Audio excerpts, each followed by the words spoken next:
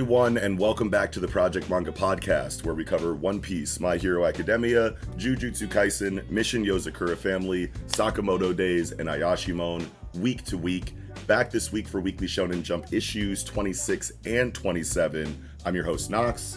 And I'm Mellow Yenis. Sorry for the delay on this episode, you guys. We had some pretty big weekends. These last couple of weekends, we had a couple birthdays. My son had a birthday. I had a birthday. Mello had a birthday.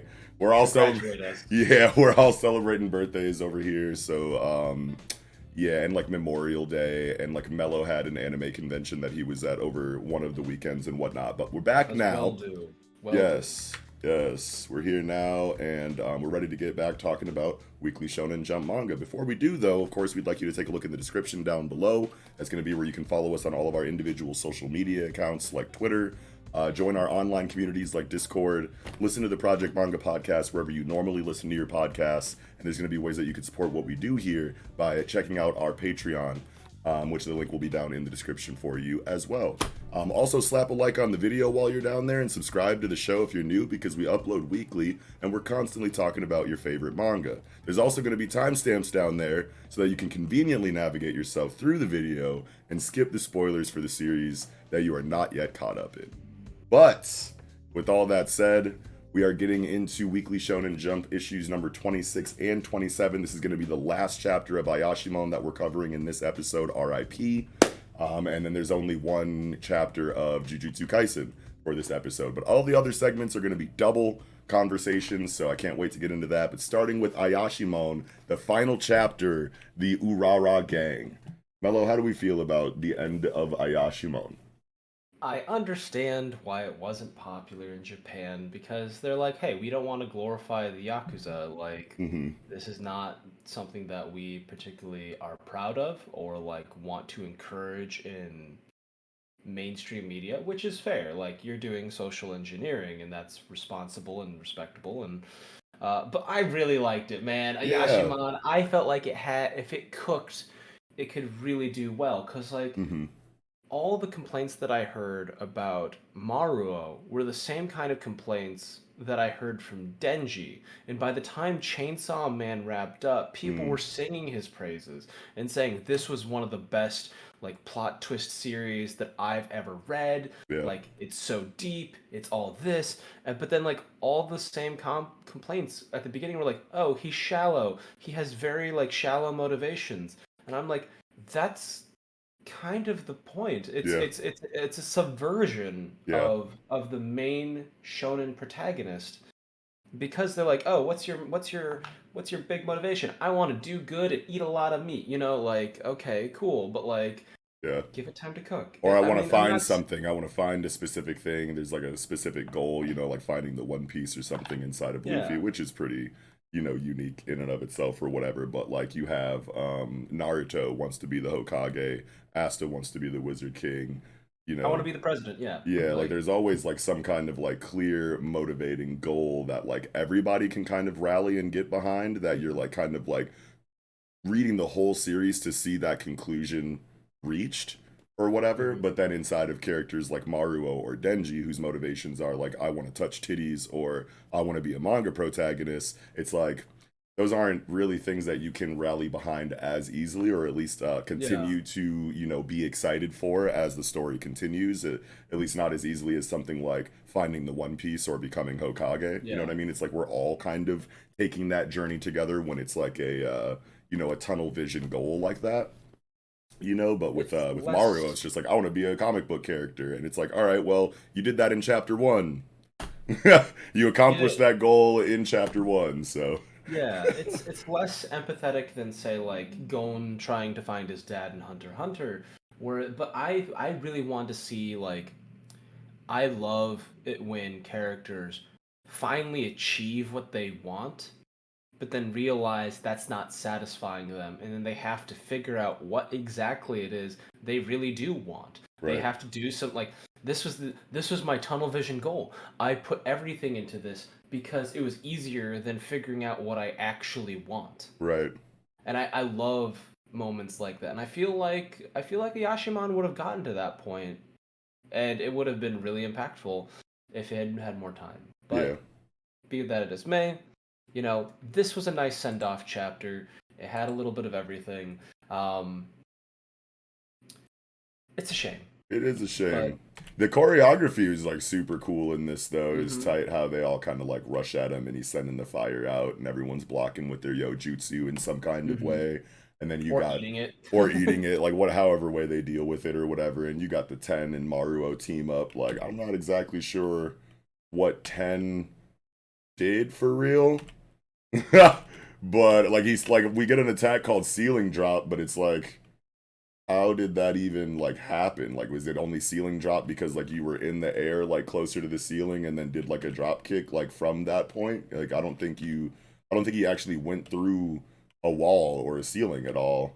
I wonder if, because of Ten's power of like coming through ceilings, he has an ability that just lets him fall out of the ceiling, like straight down. Like it's like the Right. reverse double jump. He's just like, Papa, Yeah. fall. Okay, Like, okay. I could see something like that because it's like they're on the ground, they're running past, the Corrido shield and the Dorokabe mud wall as they're, taking the cold flame or whatever. So they're running past that as they neutralize it or block it or whatever, and then Maruo punches, through the new dopo or whatever. mhm. And then yeah, so he's right next to Ten, neck and neck, punches through Dopo. Ten's on the ground, bottom right panel. Dopo reconfigures, shoots some fire while going up towards the ceiling. And then Cotone comes with his like jet action shit and Mhm. separates Ten, goes through in the middle of Mario and Ten to go towards Dopo, and then winds him up with the cloth, Yojutsu Itan Shibari binding, and then suddenly Ten is just there with the end of the cloth in the air, ceiling drop. So like he didn't even like use a ceiling at all. He was on the ground, Yeah, then he was in the air, um, then he drop kicked this dude. So I was like, it kind of it kind of makes sense because I remember Gyobo Danuki, mm-hmm. like Ten was just like, wait, this isn't ceilings, this is testicles. Oh, okay, yeah, So like I can see how that might work.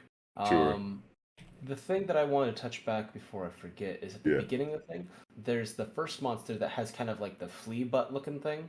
yeah, It is known as a Nurikabe, which is basically it translates as plaster wall, and it basically just like obstructs people, like yeah. thinks that they're going into like a dead end. And it's just it looks like a little like a little dude.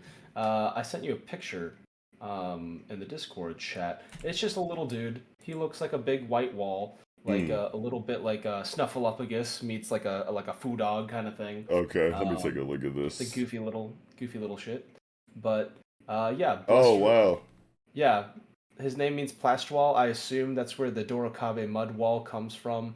Corrido translates to bullfighter, bullfighting shield. So I'm not entirely sure what that one is. Okay, so wait a minute. So you're saying the one on page one to the left with like the big like dog butt with like the hair on Yeah, it or big whatever. dog, but yeah, Okay, because I I think the think. Dorokabe mud wall comes from like the taller, like lankier one. Oh, Yeah, because the Corrido shield, it looks like the dog-ish kind of yokai is like turning into that like armadillo rolling oh, pod kind of thing for the like Corrido a shield. like a pill bug. Yeah, like a pill bug, yeah, and then like Mm, the I can taller see that one now. next to it was the Dorokabe mud wall, I thought, but Okay, that makes sense yeah, because yeah, I was just thinking of like based off like the traditional like Nurikabe picture, it yeah, might be the flea, but like I right, do right, like the flea being like the bullfighter thing because it's like I yeah, get it like um kind of yeah, like a little vampiric thing. It was yeah, hard to like figure out which yokai were what based yeah, off because just there's the like name of the one, attacks. yeah, there's one that looks like a fucking like a foot coming out of a lampshade or something, or Oh like yeah, a that's the umbrella yokai. yeah umbrella, yeah, wow, umbrella Um yokai, yeah, no, huh? they're called Kasa Obake hmm or Karakasa Kozo. But they're called Paper Umbrella Priest Boy, And yeah, they're just little umbrellas with like a little leg that pops up, and they like to surprise people and like lick their legs with like a long venomous tongue. Okay. And just like paralyze them. It's just like, don't mind me, I'm just an umbrella. Yeah. And Yeah. they're like, oh, I've been That's assaulted. like some fucking like Monsters Inc. like Pixar ass design. It is. It really is. Yeah. Old timey yokai videos. It just stomps on a lantern. Yeah. But yeah, I don't know. Yeah, so then ceiling drop or whatever. Hmm. And then we go into Maruo's ultimate attack, the final conquering Destructo Heavenly True Phoenix Punch. Goes Shout back to the first chapter, second yeah, chapter, I believe. yeah, one of those chapters where he was like, I need a special move, I need a signature attack, everybody's got one, and then he's like there's that one chapter where he started saying the name of his ultimate attack, but it was so long that he had already dealt the damage and the fight was over before he could finish the Yeah. name of the attack or whatever. That was pretty funny. But yeah, he Hmm. reaches through this dopo body, grabs the what was it, Tamagawa, right? Yeah.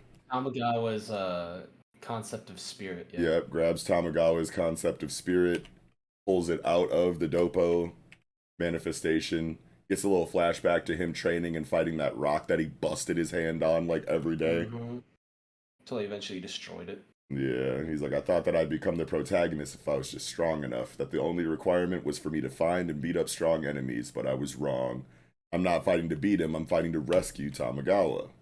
And that is just like the basic, character arc structure for like in Shonen, I want to say a lot more than pretty much anything else. It's like, I want to be strong because I want to be strong. By the end of the series, it's no, you need to be strong to like help people, like with great power comes great responsibility kind of thing, going back to like Lee Ditko, Spider-Man stuff.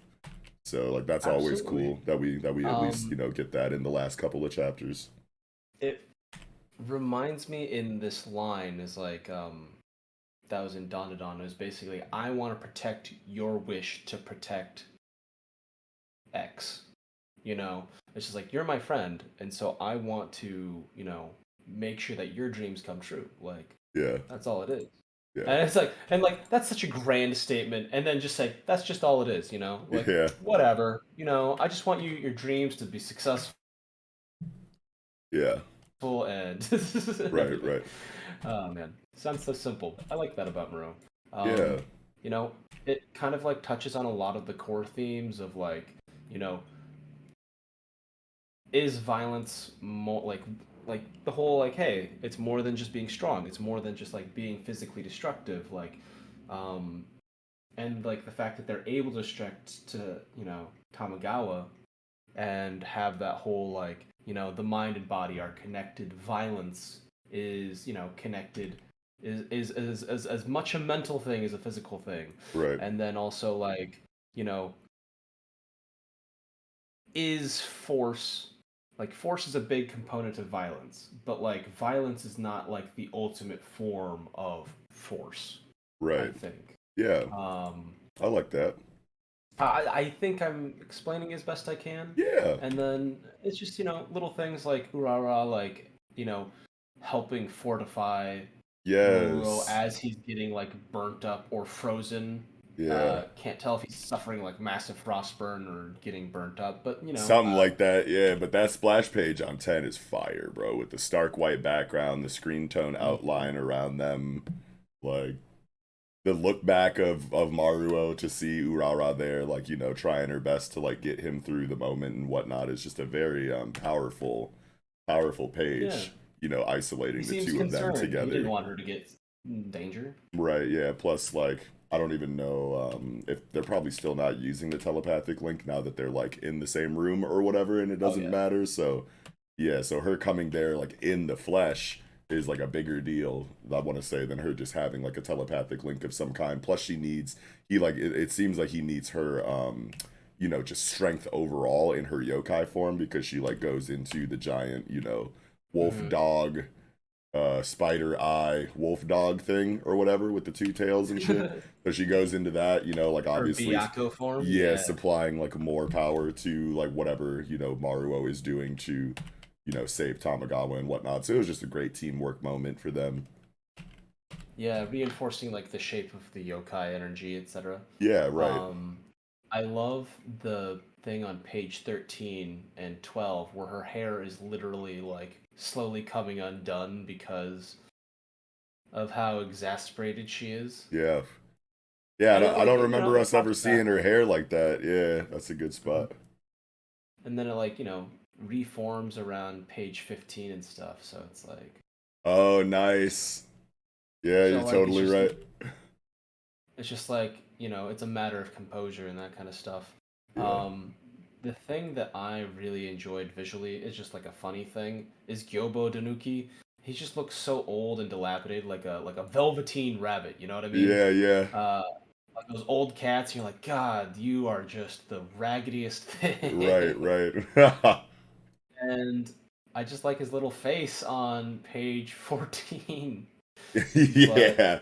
He does have that like even though he's like Archie clearly just like a tanuki or whatever, like he has that like old wise man like with the like corn cob pipe, like you could almost see him putting the corn cob pipe up there, and taking a puff off of one Oh, of those. absolutely. Oh, Yeah. I seen that would curl your chest hairs. Yeah. Type But shit. Yeah. page 13, I really like the fact that like he's walking around with a towel around his waist, Yeah. and you can see his testicles are like tethered to the floor Yeah, they're like a couple inches from faintly. the ground. Yeah. It's like, hey, what's up? Nope, don't mind me, just trailing Right. around. Like holy I shit. am the building. Yeah. Oh man. I've heard of being up one's own ass, but like Right. This is new this is levels. ridiculous. New levels, man. I Yeah. understand why this movie got canceled. Yeah. So then they like rush through like, pretty much all of this like after conversation where it's like, hey, thanks for stopping Tamagawa. He's cool for real. He's just like gets too carried away sometimes and it's like, all right. So That's the yokai equivalent of boys will be boys. right, right. And they're like, all right, well now we need to find out what's up with this dopo situation and he's like, well, you gotta go get him, basically. There's something I can do for you. I can arrange for an appropriate stage with my connections, but it's gonna be dangerous. And it's just like, yep, rush through to the actual confrontation of Dopo and his people in the ritual duel setting in whatever location that they found. What did it say? I don't know, somewhere in Kabukicho, probably. And then that's pretty much it. Which is just like so sad that it's just like so rushed towards the end. But I mean, like, hey, when it gets Yeah. axed, like it gets axed, and this is usually like what happens. Like you remember, like the last chapter of Samurai 8, where it's like all of the new characters we were supposed to meet across the rest of the storytelling, just like showing up at the end of the chapter to like make a Mhm. face and like let themselves be seen or whatever, and then the story ends. The last Sayuki, same situation. Everybody pulls up, like with their final form, Ruyi, Jingu, Bang, Nyoibo things or whatever, and that's it. You never get like the Yeah. yeah, it's just like here's everything that was supposed to be in the shit. Sorry it got axed, but this is what it was supposed to look like, kind of thing, and that's just always a shitty feeling, sad moment. The thing that I actually really appreciate about our author here is that the fact that like they don't show more than has already been like pre-established. Right. So I'm hoping that they take a lot of the stuff that they were hoping to use and just like polish it, recycle it, alter it to suit the needs of the next story. Yeah. Because I mean, that's a lot of writers, right? Like, there's like, oh yeah, the editor's like, no, cut this idea. It's like, all right, I'm gonna hold on to this. I'm gonna, if I ever get stumped or something, I can always like refer back to this and hopefully get the brain juices flowing again. So Right. Right. um, And it's I'm it's not. I feel like it's pretty normal to see unused things, or not, maybe not unused things, but like things that were lightly touched on in a previous work, either in like a one shot or something that got axed and then being used Mhm, in like the next work that is hopefully like more successful or whatever. I feel like there's mhm. examples of that throughout certain creators works and whatnot. I don't really have anything off the top of my head. Maybe we got some like stuff from number 9 one shot from Akutami Gege in Jujutsu Kaisen. I can't It's remember. hard to tell Yeah, sometimes, but like if we have like reused character designs, like saying like Gang Orca, or say like a majority of like the Rave Master to Fairy Tale, you know, transitions, etc. Yeah. Like or like Shaman King and other Shaman King art like creations from that author, like they used a lot of the same stuff. I remember they used like a Buddha character that was like from a one shot into Shaman King. Um yeah, so Okay. Yeah, so we could it's a see, you shame know, it's like whatever he didn't use, we could see hopefully yeah. something from that, you know, is reminiscent of Ayashimon in the next work. That'd be cool. Yeah. I'm happy to see Maruro get like, a nice suit Yeah, he's instead in of like a looking like a yeah, Black Lagoon kind of like rolling up poor Hawaiian shirt kind of guy. right, Like I get right. it. I He's a get little it. dapper by the end here. He got his little, you know, no tie, but you know, that's just Maruo. That's just Super, something to yank on, yeah, Like super cash, like as cash as possible while wearing a suit type shit. That feels Maruo. Feels like yeah. Maruo. But yeah, man, I don't know. Um I loved Ayashimon the whole time, bro. You know, like we've said it pretty much at least I've brought it up multiple times throughout our coverage of the series. Like whenever I felt like, you know, it was missing something, Kaku Yuji delivered that like pretty much right away, like as I was mhm. complaining about it and whatnot. So I had reached a point where I was like, let's let the man cook, you know what I mean? But hey, at the end of the day, it's like if Japan isn't fucking with it, then like it doesn't really matter how we really feel. Like Western reception of Ayashimon was apparently like really high, even though we didn't really see too much love for it on like the anime Twitter timeline or whatever. I think I remember like an Mhm. Axel or somebody like that talking about like how much the West like really liked Ayashimon according to some statistic or something like that. Yeah. But at the end of the day, it's like if Japan isn't really feeling it, then that's They're the you ones know, making it yeah, exactly. Like can't that's what help it comes that. down to. Yeah, you know what I mean? Yeah, So you know, yeah. hopefully it inspires some really cool stories down the line and it was fun while it lasted. Hell yeah. Did you have do you have anything else for Ayashimon? No, not really. I'm just looking forward to Yuji Kaku's like next work. I believe they've mentioned that like they've already got like an inline track for a new series like right away. Oh, cool. Um, That's what's up. but I don't know for sure. Let me know in the comments. Yeah. I'm bad at current events.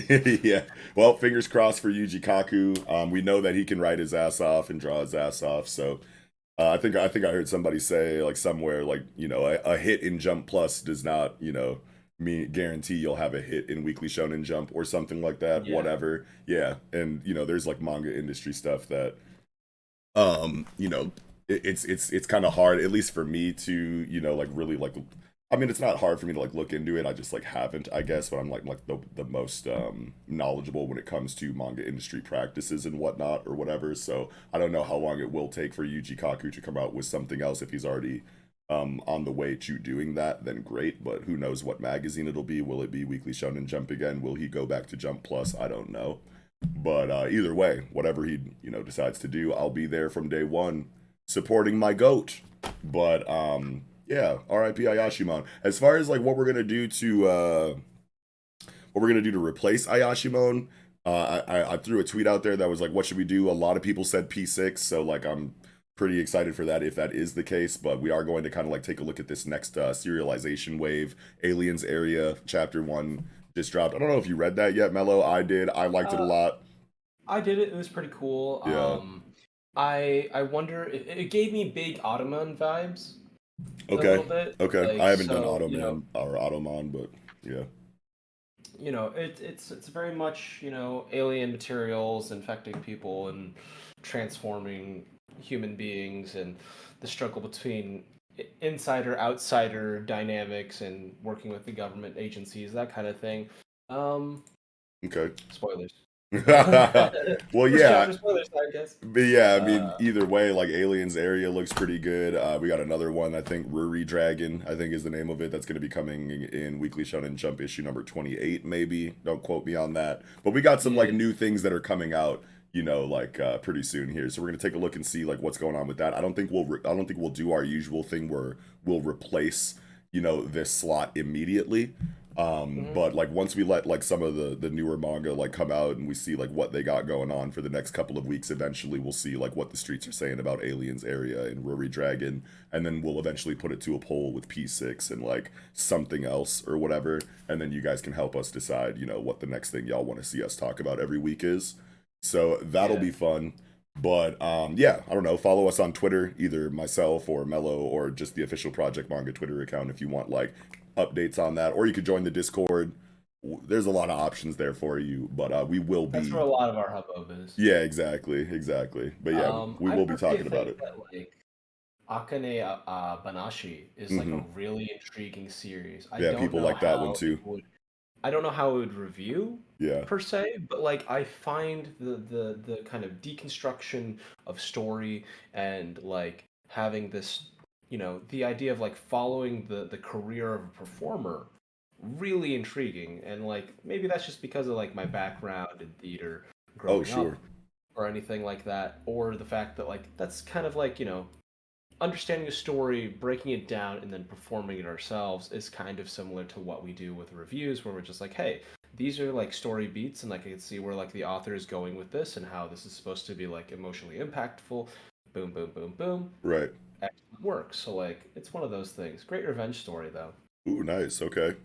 I did Yeah. not know that. Yeah. So, quick synopsis: like Akane Bashi, this girl loves her dad. Dad's like a middling performer. He does a performance, and this like head executive basically fails everyone at this like tournament contest exhibition Hmm. and kicks them out of like like strips them of their titles. Basically he strips Oh, everyone of their titles, like you guys aren't worth it. This is the death of our art form in like the cultural mainstream. Like we need a fresh start, and this guy believes that only the young are going to be able to maintain interest in that stuff. So he's like this like entertainment world like maker breaker earth shaker kind of guy. okay. And she's just like, fuck that guy, I hate him, I want to meet him, I want to ask him why the fuck he did that. Right. Okay. Yeah, That's so it's cool. yeah. Yeah, I haven't read Akane Banashi. People that do read it seem to love it. So if Yeah. that is, you know, that'll be in the talks too. Maybe we'll put that on the poll. So it'll be like, you know, a couple weeks from now, once Ruri Dragon and Aliens Area kind of like has some time to like Mhm. show us what they're trying to do. We'll see how people feel about that. We'll throw it on the poll with, you know, P6 and Akane Banashi and see what y'all want. But Yeah. but other than that, I think that'll do it for our Ayashimon segment, our final Ayashimon segment. Who knows? Maybe we'll do like a looking back at, you know, Ayashimon one shot in the future, or like just looking back at axed manga in general kind of Tangential stream. tie-ins, Yeah, like tragedies gone too soon. right, yeah, like a tie-in episode or a one shot or something. Like we might talk about it again, but it was good while it lasted. Thanks for the Hmm. conversations. Thanks for the discussions. Thanks for the theories. Thanks for the Shout out to content in Yuzakaku. general. Shout out Yuji Kaku. Can't wait for the next one. That'll do it for the Ayashimon segment. All right, moving into the Sakamoto Days segment for the episode, starting with chapter 72, So Long. And we're finally getting this little aftermath for this exam here and just like seeing kind of like what the streets look like after, you know, Gaku severs his link to Shania and Shania is kind of apprehended. So this is a little bit of kind of what we've been waiting for since the start of the Gaku Shania stuff. Is like, how is this going to affect the test? How is this going to affect the people taking the test? Who is going to be left afterwards and whatnot? So this was a good little aftermath chapter for that. Man, this was solid. I thought Toramaru's reaction to uh dad, I mean, it's not sad, Dad Sakamoto, Yeah, Dad bod Sakamoto, where they're yeah, just like, oh no, they're not hot. yeah. Fuck, am I a fake fan? Right, yeah. Like, Like, am I shallow? Like, do I suck? Like, I've been obsessed with I this dude for however long, and now that I'm meeting him in person, he's like totally dad bod old dude. Like, who are you? And like, now I don't like you anymore. What does that say about me? She's like having like existential dread over this like situation, and it's just like so funny because I'm sure that that's like how it a is for a real lot thing. of people in the real world. Like, never meet your heroes, kids. You know, like that episode of fucking The Simpsons where like they finally meet like Radioactive Man or whatever, and he's like offset and he's just a fucking douchebag. It's just like, oh Hmm. man. Don't meet your heroes, kids. Yeah, type shit. Yeah. Oh man, I really liked Shin's reaction on page 5. It's like, I'm a superficial bandwagon hopping, trend following, shallow phony fan. And it's like, they got a long way to go. Yeah, And yeah. absolute faith that she's gonna still be into Sakamoto. He's like, of course, why wouldn't you still be into Sakamoto? Right. I'm into Sakamoto. Like, this Yeah. is great. Soon you'll appreciate the true nuances of Yeah, look at his little that face too. Like, Sakamoto. Love yeah, it. that little grin. Like, you don't even know who this man is yet, but you will, and you're gonna love him even more than you did before once you I actually know remember who my this man first is. time. Yeah, type shit, type shit. Funny as hell. But Oh, yeah, so they all veteran pass or fans. whatever. So it's like Shin passed, Taro, Sakamoto passed, Torimaru, and Mafiyu. Doesn't look like okay, and Kaji passed. Okay, everybody passes. And then they're questioning Shania, and they're like, "Hey, He's an man, idiot. you're fucked, bro. We got you. It's over." And he's like, "Nah, dude. Like, I don't even know what's going on. I just got here. Like, what happened to me? My body hurts." And it's like, "Dude, you killed so many people." And then he's like, "Hey, nah, man. I just responded to an ad. This is some bullshit. I needed to pay back my student loan. I didn't know you had to pay them back. I mean, it sounded good, right? I didn't realize I'm in debt." And then Shin's like, well, he's not lying. And I was like, no, he sure isn't. You know what I mean? He's Like, stupid. like I remember when I was a fucking student loan consultant, you know what I mean? And I like would talk to people all day, every day about their student loans. And I literally had this conversation that Shania is having with everyone about student What do you loans. mean you Like, had to pay yeah, them back? Yeah, that's the point. yeah, Why do you think they privatized student loans, motherfucker? yeah, yeah. No, It's a money-making business. he's definitely telling the truth. I can feel the sincerity in his words. But Um, yeah, so then that's the link, you know what I mean, or whatever for Sakamoto to be like, wait a minute, reindeer, dude. He's like, I knew that deer guy seemed suspicious, tricked again. And he's like, oh, okay, okay. So now we got confirmation that his suspicions were correct. The little tiny hints that like something wasn't right in Sakamoto's mind or whatever a couple chapters ago when he like saw a deer like in the forest or something, and he's like, oh, thought it was that guy. Probably nothing though. And then it's like, nope, your intuition was spot on, Sakamoto. yeah, I really liked the point where, like, at page 9, he's like, "Oh, they did pay me the money they promised. That's weird." Like, Oh, I must have forgot that. That's hilarious. And that's it's cool. funny because That's cool that they did that. It's like, yeah, we used you as a fucking murder machine and broke your body, but like, here's the cash we promised you. And it's like, oh, well, all right yeah, then. that's mostly going to medical bills. Right. But he's not in America, so like maybe not all of it. Oh, sure. Yeah, yeah. Oh man. So they got the whole thing. It's like we were trying to recruit. Um, Uzuki's kind of mentality. There was an interesting line where it's like, you know how it's kind of embarrassing when someone knows about your past? If Yeah. there are any records of me there, I want to get rid of them. Right, And and I it's was just, crazy that he chooses now to like make this decision because it's like the last confrontation that they had with Sakamoto. It's like, oh, you're still in the game? I didn't even know that. And Sakamoto was like, no, I'm not in the game no more, or something. Maybe they had a conversation about it, or maybe he just like knew that Sakamoto like wasn't like an active assassin anymore or whatever. So maybe that line of thinking was didn't have him stressed out at the idea that Sakamoto like identified him as Slur Uzuki or whatever at that yeah, time. But then now that Sakamoto is actively taking these exams, clearly putting himself back into the world of assassination, now Slur has a reason to, be concerned that Sakamoto knows his identity or whatever. Because I remember reading this for the first time and I'm like, okay, Sakamoto showed up at this exam and he's talking to Kashima. He's like, I'm kind of worried because this dude knows my identity. Go erase the records. And it's like, well, why didn't you order him to go do that after the last time that you saw Sakamoto when he literally saw you and identified you and confirmed that you were Izuki back then. So like, why didn't hmm you, command them to clear the records at that point.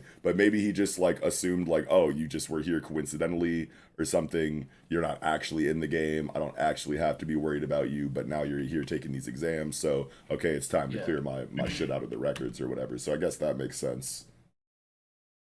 Oh man. I just kind of realized something with how it's set up. So I think they went to the JAA to decimate the numbers, but probably also to destroy their information networks. And like, war is won on information. Different organizations and such would probably not share information freely because that's valuable.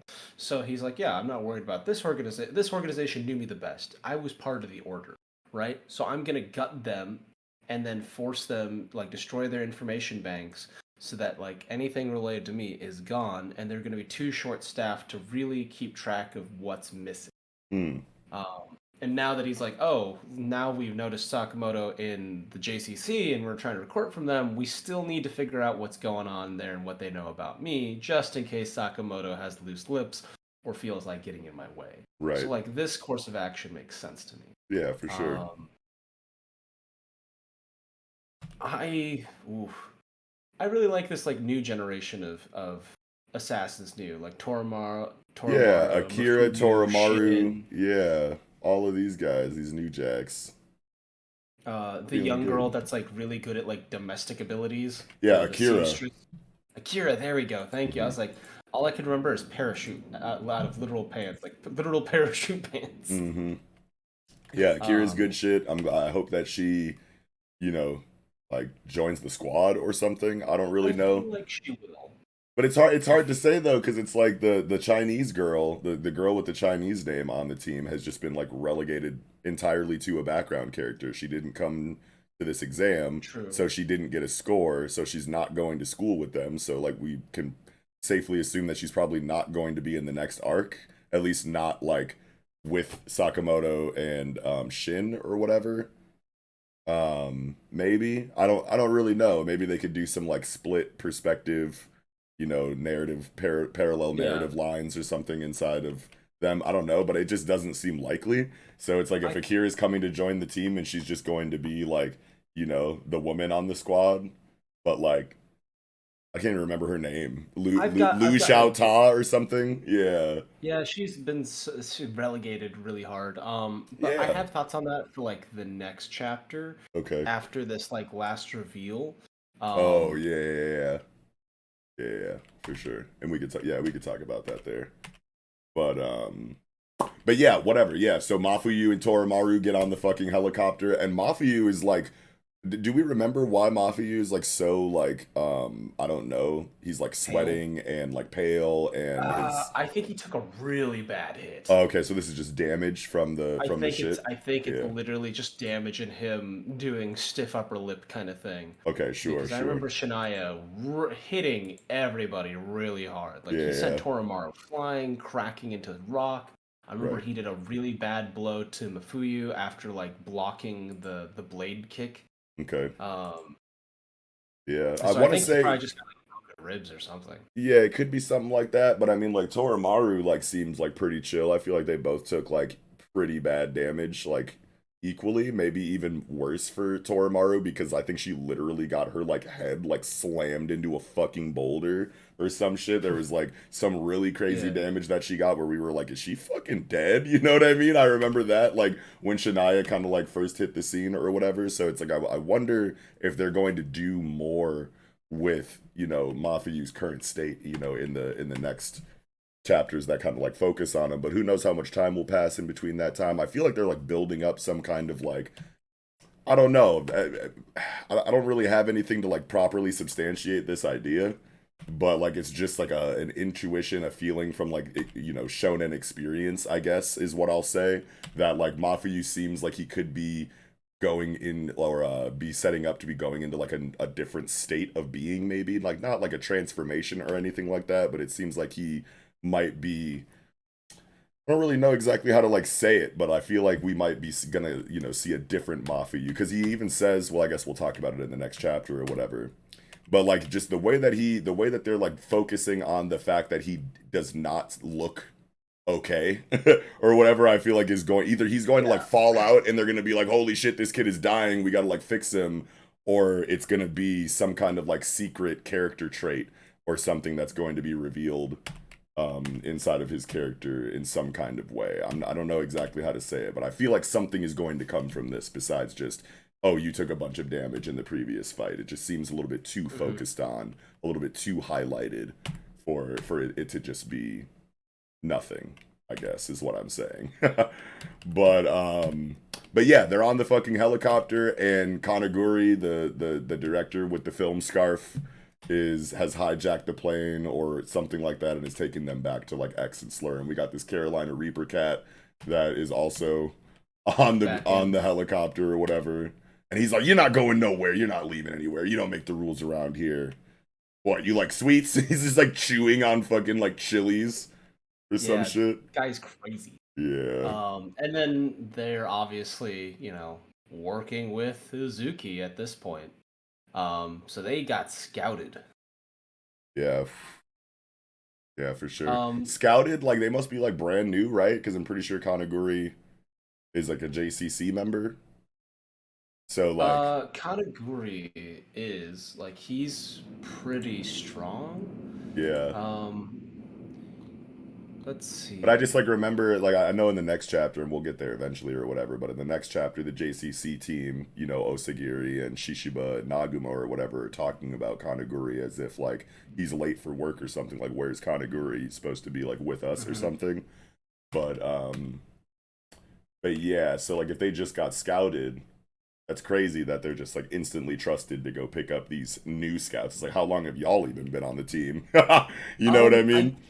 The thing is, like, Kanaguri has probably been in on the story for a while. Sure. Because, like, when he, like, used a laser to cut open the airplane and cause everyone to fall, it was the same kind of laser that Kashima used, the Deer Man used when he was fighting Sakamoto in the lab. Oh, And okay. then someone was saying that, like, Uzuki was talking about movies.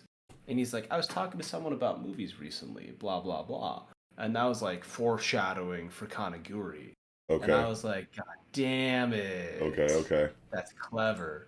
And like, Uzuki's got that like movie star charm to him, that chilling quality. So like, yeah. I could totally see him be like, yeah, no, if you work for me, you can film me. And no one gets to film me. Yeah, I like that. All right, well, I guess we can talk about a little bit more in the next chapter's review, which we might as well jump right into. Sakamoto Days, chapter 73, Killer Lotto Scratch. And we opened up in this scene where they're like back at the, the crib, and we're meeting like the whole team or whatever for Uzuki or Slur or X's team. And yeah. We got Kanaguri doing his Kanaguri stuff, trying to shoot a movie. After the ferocious battle concludes, our hero's test is over, but suddenly he's abducted by a mysterious foe. How will the boy react to this devastating situation? Go fuck yourself. Drop dead. Drop dead. He's like, take 39. Sir, you have wasted so much time. Right, like, take 39? Holy shit, bro. Mafuyu was just like, I hate this. I hate this. Something that I noticed about Mafuyu, his last name is Siba. Yeah. We fought another guy named Siba back in the day. He was that curly-headed guy that could turn invisible. He was working for the lab. His name was Siba, same spelling. Oh my god. They both have like solid black eyes, and so part of me wonders if they're related. Wow, I think they have to be.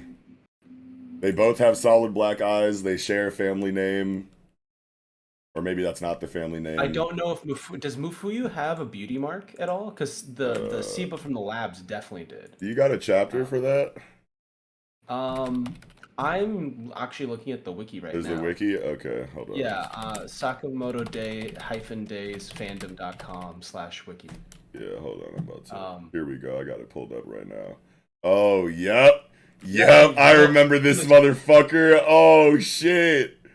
Yeah, exactly. So I'm waiting for like Mfuyu to like have like a beauty mark underneath his mask or something. Yeah, yeah. No, they're definitely related, bro.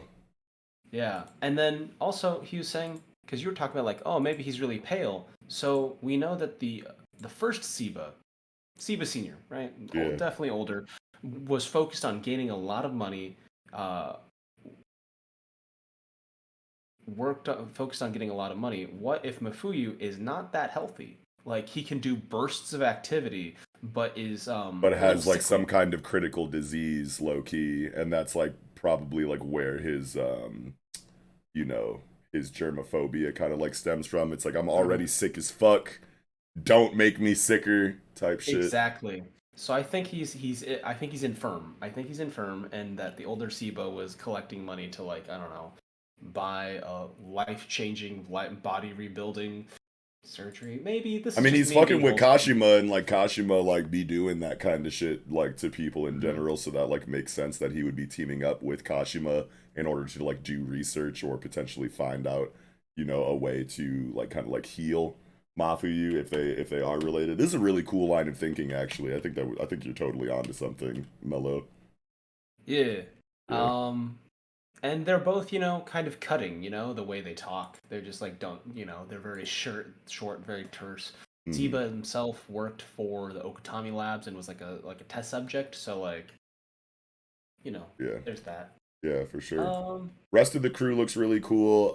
I really like the scene, like the very first scene, like where coming out of the double spread, you got Kanaguri arguing with Carolina Reaper, and he's like, "Quiet on the set. Extras should be silent." You turn the page like oh, straight that's so into, scathing. That's yeah, so like scathing. right into an attack, but like Mafia or not Mafia, but fucking Kanaguri just like effortlessly blocks with the fucking director's slab or whatever Or that is, yeah, the fucking plate. cut, yeah, whatever that shit's fucking called, just like effortlessly blocks with that. And I always like seeing like scenes like this where it's like, okay, dysfunctional like family, antagonist teams, very like Phantom Troop, like Franklin versus Hmm. Nobunaga, like when they're walking to like I can't remember like where it was. I think they were walking to like the Yorkshin auction stuff or whatever in the York New Arc, and they're like having some kind of disagreement on the way there, and they're like totally chill, like calm, collected, and then Nobunaga said some snarky shit to Franklin or some shit, and they're just like still chill. And then boom, next fucking page, they're clashing with each other, like squaring up or Hmm. whatever. Just like I just like moments like that. I Whenever I like that get a that lot. feeling, that Phantom Troop vibe, I'm gonna like highlight it and praise it. But Uh, I think that the characters that were introduced like way back when, because I feel like Carolina Reaper and Club Jam were introduced like a long time ago, but like very much in passing. They've been seeded. But I like their little dynamic, hot, cold, sadist, masochist, yeah. sweet, spicy kind of thing. Mm-hmm. Um, so I think that's kind of interesting that they're gonna have that dynamic, and like the fact that they're having that kind of interaction, just like you know what, I'll choke you out and stuff. That's great for like emphasizing that sort of cinematic thing on like page 8, where he's like, well, if you refuse, and just Club Jam just hits the ground like a Yeah. sack of potatoes. He's like, oh, And they're like, "Oh, all right." And you're he's gonna like, die. "Yeah." He's like, "You can stop holding your breath now, or whatever." And it's just like, "Oh, okay." So we got like a lot of like really interesting, like quirky, macabre character traits. Quirky yet macabre. You know what I mean? It's Yeah. like it's comedy, but like you're saying really dark things. Hmm. So it's just like cool to give your antagonistic situation like that kind of like dysfunctional, quirky, like dark family kind of like vibe. It's like my favorite flavor is almonds, and they're like, "Oh, that's nice," and you realize they're a poisoner. Just like, Yeah. "Oh Like, no, oh, okay. I love baking with almonds." Yeah, it's Just like, like, "Oh no, uh-oh. welcome to marriage toxin." Right. Anyway, Oh shit, is that that's what it's about? no, no, no, no. Oh, I'm just okay. teasing. Okay, okay. Um, I'm just doing a little poison thing, Yeah, but interesting. The yeah. thing I think that like Toromaru's development is that because they are feeling like a fake fan and they are just like, ah, pretty boy Sakamoto's the Hmm. best. I think that they are going to slowly become obsessed with Uzuki and like replace Oh, sure. I could Uh, totally see that. Yeah, because like neither of them want to be here, but I mean, like we have no idea like anything about Torimaru outside of her obsession with Sakamoto and the fact that she like took the exam for like one reason or another. So mhm. she's kind of like blank slate. You introduce like a good enough fucking, motivation or reason for joining like Slur, and I feel like Torimaru will be like, all right, fine, whatever. You know what I mean? I mean, We don't know enough about her to be able to confidently say she would never work with these guys. You know what I mean? So if she wants to be an assassin, clearly these guys are like the best assassins on the fucking planet at this point. So like I could totally see her just being like, yeah, I'm with y'all. Plus you're hot and you're super strong. You know what I mean? Like and I you embody the ideals that the old Sakamoto should have kept, that kind of exactly. thing. That's a really good point too. So I could totally see her becoming like obsessed with Slur now that she's over here with his faction. But then I was thinking about it, I was like, oh, so she passed the test and she's going on about her days or whatever, and she found out that Sakamoto is like dad bod mode now, so she's like, oh my god, I don't even like this dude no more. So like when I read that chapter, I was like, well damn, she's gotta fucking see like true Sakamoto get busy somehow so that she knows that she had the wrong idea about this dude. You know what I mean? I was like, when is that gonna happen? How are they gonna introduce that? Well, she got picked up by fucking Slur's people, so now we know that our protagonist team is going to come to blows with the antagonist team at some point, and Mhm. Torimaru's going to be there. So now we have a new opportunity for Torimaru to see the true Sakamoto like in action Oh after like man. assuming that dad bod Sakamoto is like a shell of his former self or something like that. So like that'll be cool Hmm. to like get that interaction. But it would be even funnier if she, has a new obsession inside of Slur, was like, why did I even like Sakamoto in the first place? This dude is so much better. And then the conflict goes down, and it's Sakamoto versus Slur, and she sees him activate, and he's like, oh my god, I'm back in love with Sakamoto again. Fuck this Just Slur dude. paralyzed with Yeah. passion. Yeah, and I can maybe Uh, even see her being like a reason why Sakamoto gets an advantage against Slur maybe at their next like encounter, because she's like on Slur's team super hard, new like idol, obsessed with Slur. I'll do anything for this guy. Boxes with Sakamoto. Sakamoto does his thing, and she's like, "Oh wait, that's the Sakamoto I was always in love with and obsessed with. I'm on his team now, and now we're fighting Going against back to like, the X. yeah, we're fighting Slur together now, like back and forth in that kind of way. I could totally see the drama kind of like unfolding like that in the future. I appreciate Mifuyu's kind of consistent skepticism. You know, he accepts things as they are. He's like, okay, I understand we don't really have a choice. But we're gonna go along with this. I think that like having Kaji be on the protagonist side, at least with like the three new students, right? So they have Kaji, they have Akira, and they have Shin. That's gonna be like I think gonna be like the big three going forward within the JCC, and Okay. then within the storefront crew, there is Mashimo. Um, oh Mashimo. shoot, the guy with the parakeet, Oh, Heisuke the Mashimo. sniper.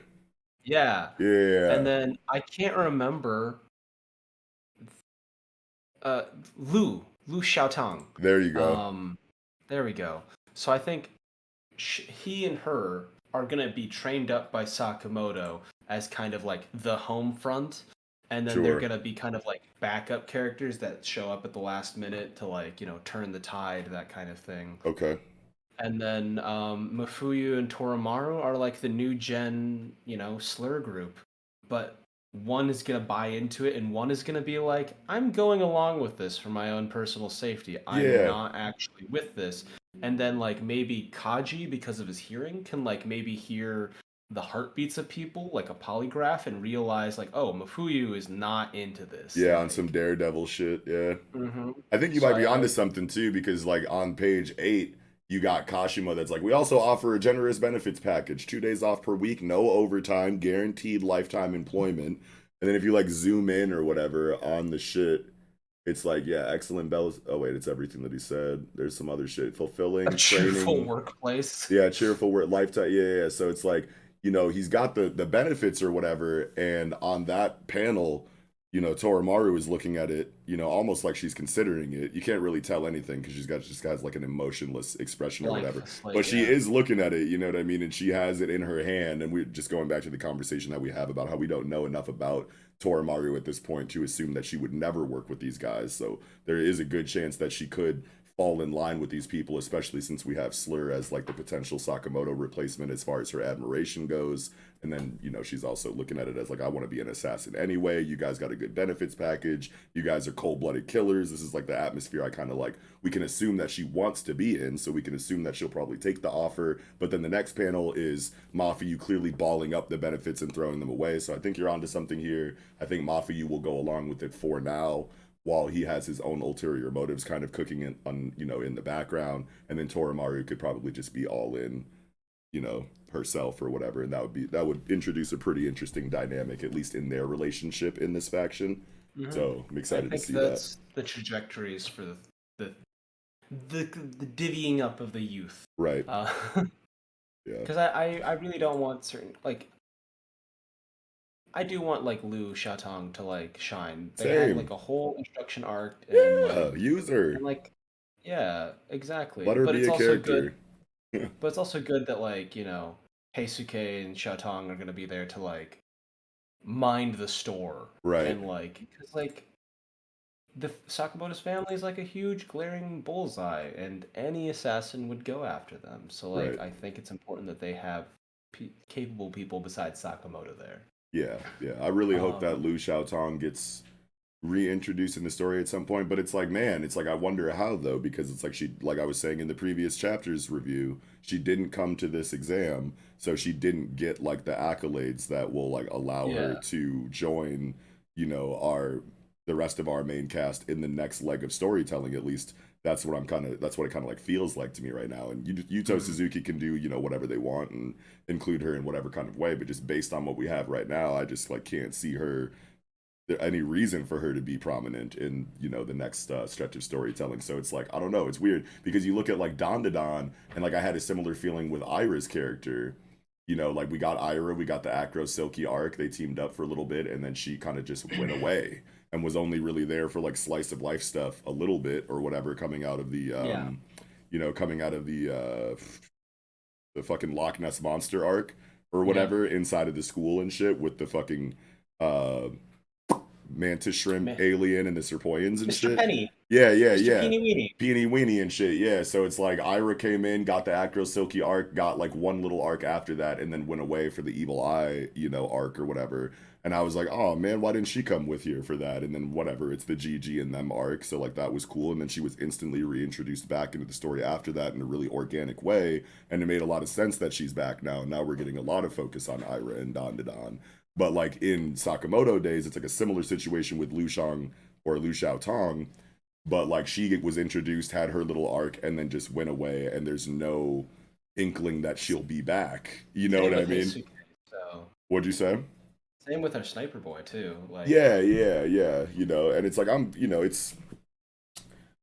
If he's being relegated to a background character, then it's like, that sucks too. But at the end of the day, it's like, I don't know, I'm just like tired of like female characters being like relegated to background characters while like, Chad, like male MCs like kind of like take center stage or whatever. It's like, why are you introducing this atmosphere if you're not going to like, actually use it or capitalize on it in any kind of way? It just like feels awkward. At the very least, the main male protagonists aren't like hyper masculine. Like, right, exactly. Chad bros. I just get tired of them sometimes. I'm like, you're machismo, cool, I get it, but like, give me something else. That's why I love Okarun and Dandadan. But like, so at least it's not really like caricature-y, like Chad, like male cast, like damsel-y, like female cast or whatever. But I mean, like, just use the characters. Like, if you're gonna introduce them, just use damsel them. And I ain't no distress. Right? Yeah. It just like feels like too weird that you went out of your way to like give us this character and then just like sweep her under a fucking rug or whatever. But we just came out of an arc. We're about to start a new one. You never know what Yuto Suzuki's gonna do, but I really hope that I think there's gonna be a store defense arc eventually. That'd be cool. Oh yeah, they're gonna pop off. Like Sakamoto is gonna be dragged away from the store. They're gonna be like, we're gonna strike down the store, and then they'll be like, no, these people, like, we know a little bit about them, but they're nothing. They're nothing. And they're like, what do you think Sakamoto's been doing with us? Yeah. Just blow them away. So I'm hoping for something like that. Yeah, hell yeah. Um, But we switch perspectives back to our JCC group. We got Osagiri, Shishiba, and Nagumo. I don't know if I ever I feel like weird or whatever, but I didn't notice, or I guess it's been a while since I've seen Nagumo, but I didn't remember that he had this like Fibonacci sequence tattoo on his neck, which is just like a yeah, really cool tattoo to give a character.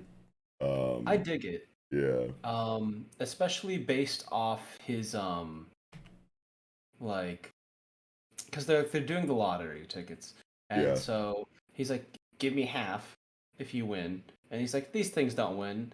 It's like he's like, "Don't be so cynical," but at the same time, he like on page 11 and 12, and then also having the whole dialogue on page 14, he's like, you know, they're like, "I'm one of the good guys." It's like, I don't know, I don't think there's good or evil when it comes to killing. yeah. And so, and I remember he had this one fight where his weapon's like a big Swiss Army thing. He's very much like Kite and Crazy Lotto. Oh, really? So he I don't even rolls the remember. dice. Oh He yeah, he rolls the rolls the die, dice. and he's like, "Oh, I'm gonna kill you with this." And Yeah, so, like, the fact that he gambles, that he believes in gambling, he believes in like impartial chance. He doesn't believe that there's morality with like murder, good or bad. And he has the Fibonacci cycle, and he rolls a die for that stuff. yeah. Um, I Very feel interesting like character. he's a very numbers oriented person. He's like, you know what? Numbers, math is the really only impartial thing in the world. Right. Like everything is chance. There is no good. There is no evil. And yeah, if you want to talk about fair, then Yeah. take chance. 'Cause the Fibonacci spiral is about like a thing getting wider. The further it goes, and so maybe that kind of touches on his personal philosophy because he's talking about how he gets bored and he wants to do even more elaborate pranks. Right. And so, like, I'm an assassin. I kill people. Cool. I'm going to turn to a game. And so, like, the idea of like his spiral is getting wider. Like, he's literally spiraling out of control eventually Oh as wow. he's trying to like entertain himself. That's cool too. And yeah, even like, kind of gives us more insight into this like philosophy on good and evil or whatever. Like I don't think there's good or evil I don't think there's good or evil when it comes to killing, but if you ask me, an overzealous sense of justice is worse than evil. And I was like, "Oh, damn. Yeah, I that love like that. that slaps like super hard because it's like justice is supposed to be like good, you know what I mean? It's supposed to keep, things in order and like make sure that evil doesn't like go too crazy or whatever, but you give a motherfucker too much power, you know what I mean? And they become this overzealous justice, you know, zealot, Yeah. you know what I mean, or whatever. And like now all of a sudden it's like even worse than if you were just like a regular evil dude, like just trying to Yeah. be evil out there because you have this like, guise of moral justice and ethics and whatnot that you're kind of like masquerading with while you're committing atrocities and whatnot. So like that Oh, slapped yeah. like super hard for me because like I feel that like in the real world and whatnot. You know what I mean? Like Absolutely. we're I in think that America, so like like our law enforcement situation our is law just like enforcement system. rancid. Um, Yeah, exactly. So it's it is like because I believe this, and something that I've said a couple times is that justice without mercy or compassion is merely authoritarianism backed by law, and that's dagger. it. Because um, like in my state, we do not have legal weed, and there was a council meeting where they were like voting. It's like, should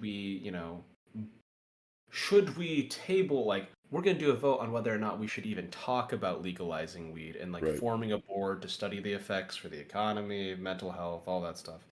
Yeah. And they're like, "Hey, does the townsfolk have any like opinions?" And I was like, "Hey, if you guys actually you know, if you're going to consider this for the sake of getting money, for the sake of like revitalizing an industry within our state, you have to understand that like once that is in the law, there should be no grandfathered prisoners of people that were, picked up for an updated law. So Right. like the people's circumstances should evolve along with the law. Right.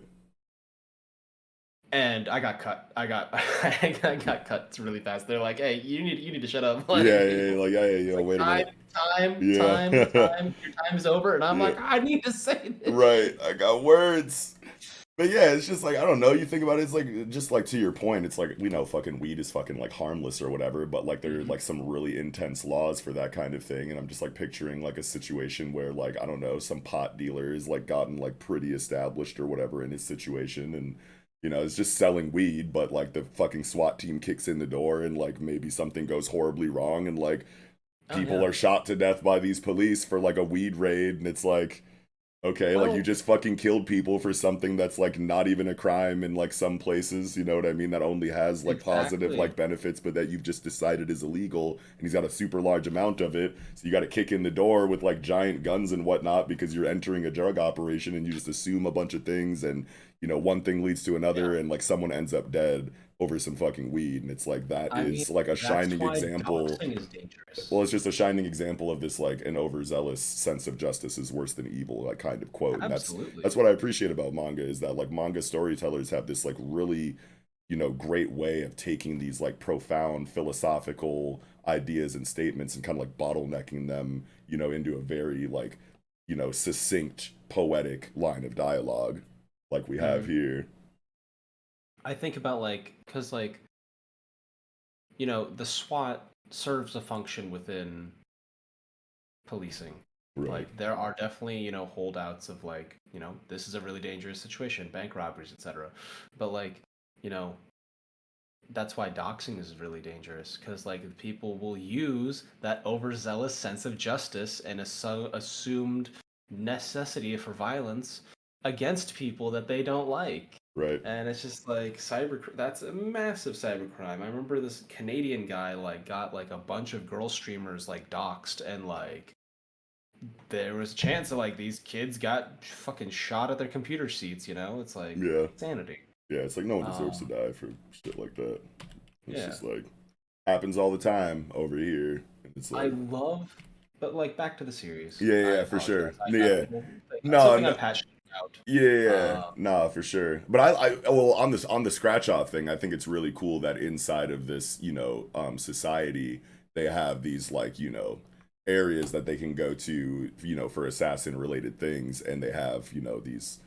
It's like I don't know. It just seems so like random and cute, but like cool that you can just like grab Communications, a yeah, scratch off and like scratch it off, and it gives you. It's almost like a fortune, like almost like fortune telling, like mixed with like yeah. scratch off gambling.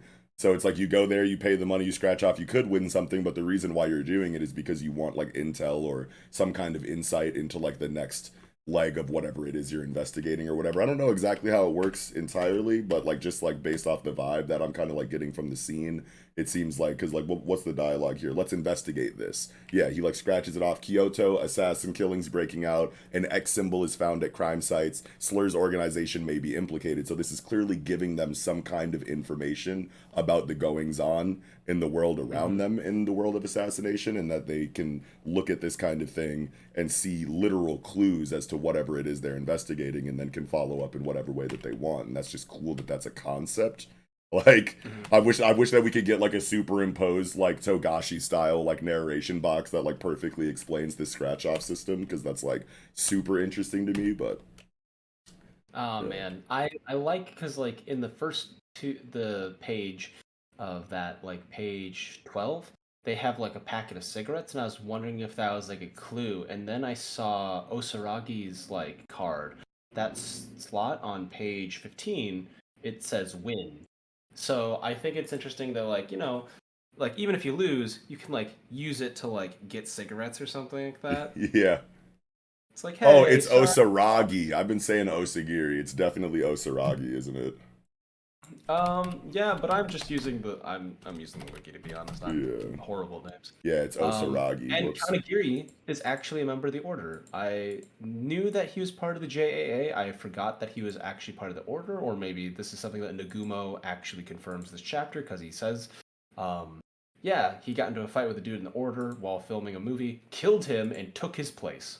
Oh wait, it's JAA. I've been saying like JCC. Where did I get that from? JCC was the ones that did the test, and Kanaguri volunteered to be a proctor. Oh, right, right, Uh, right, right, right. but it turns out they are part of the JAA. Okay.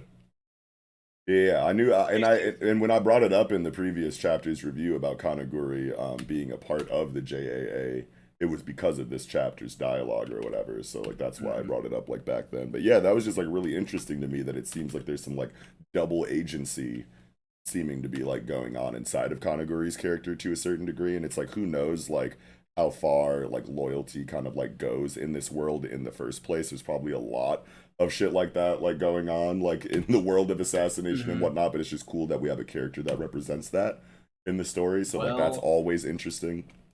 if you're a member of the order, do you really advertise it when you're an assassin? So Right. like being part of multiple organizations seems to be kind of like what assassins would do. Right.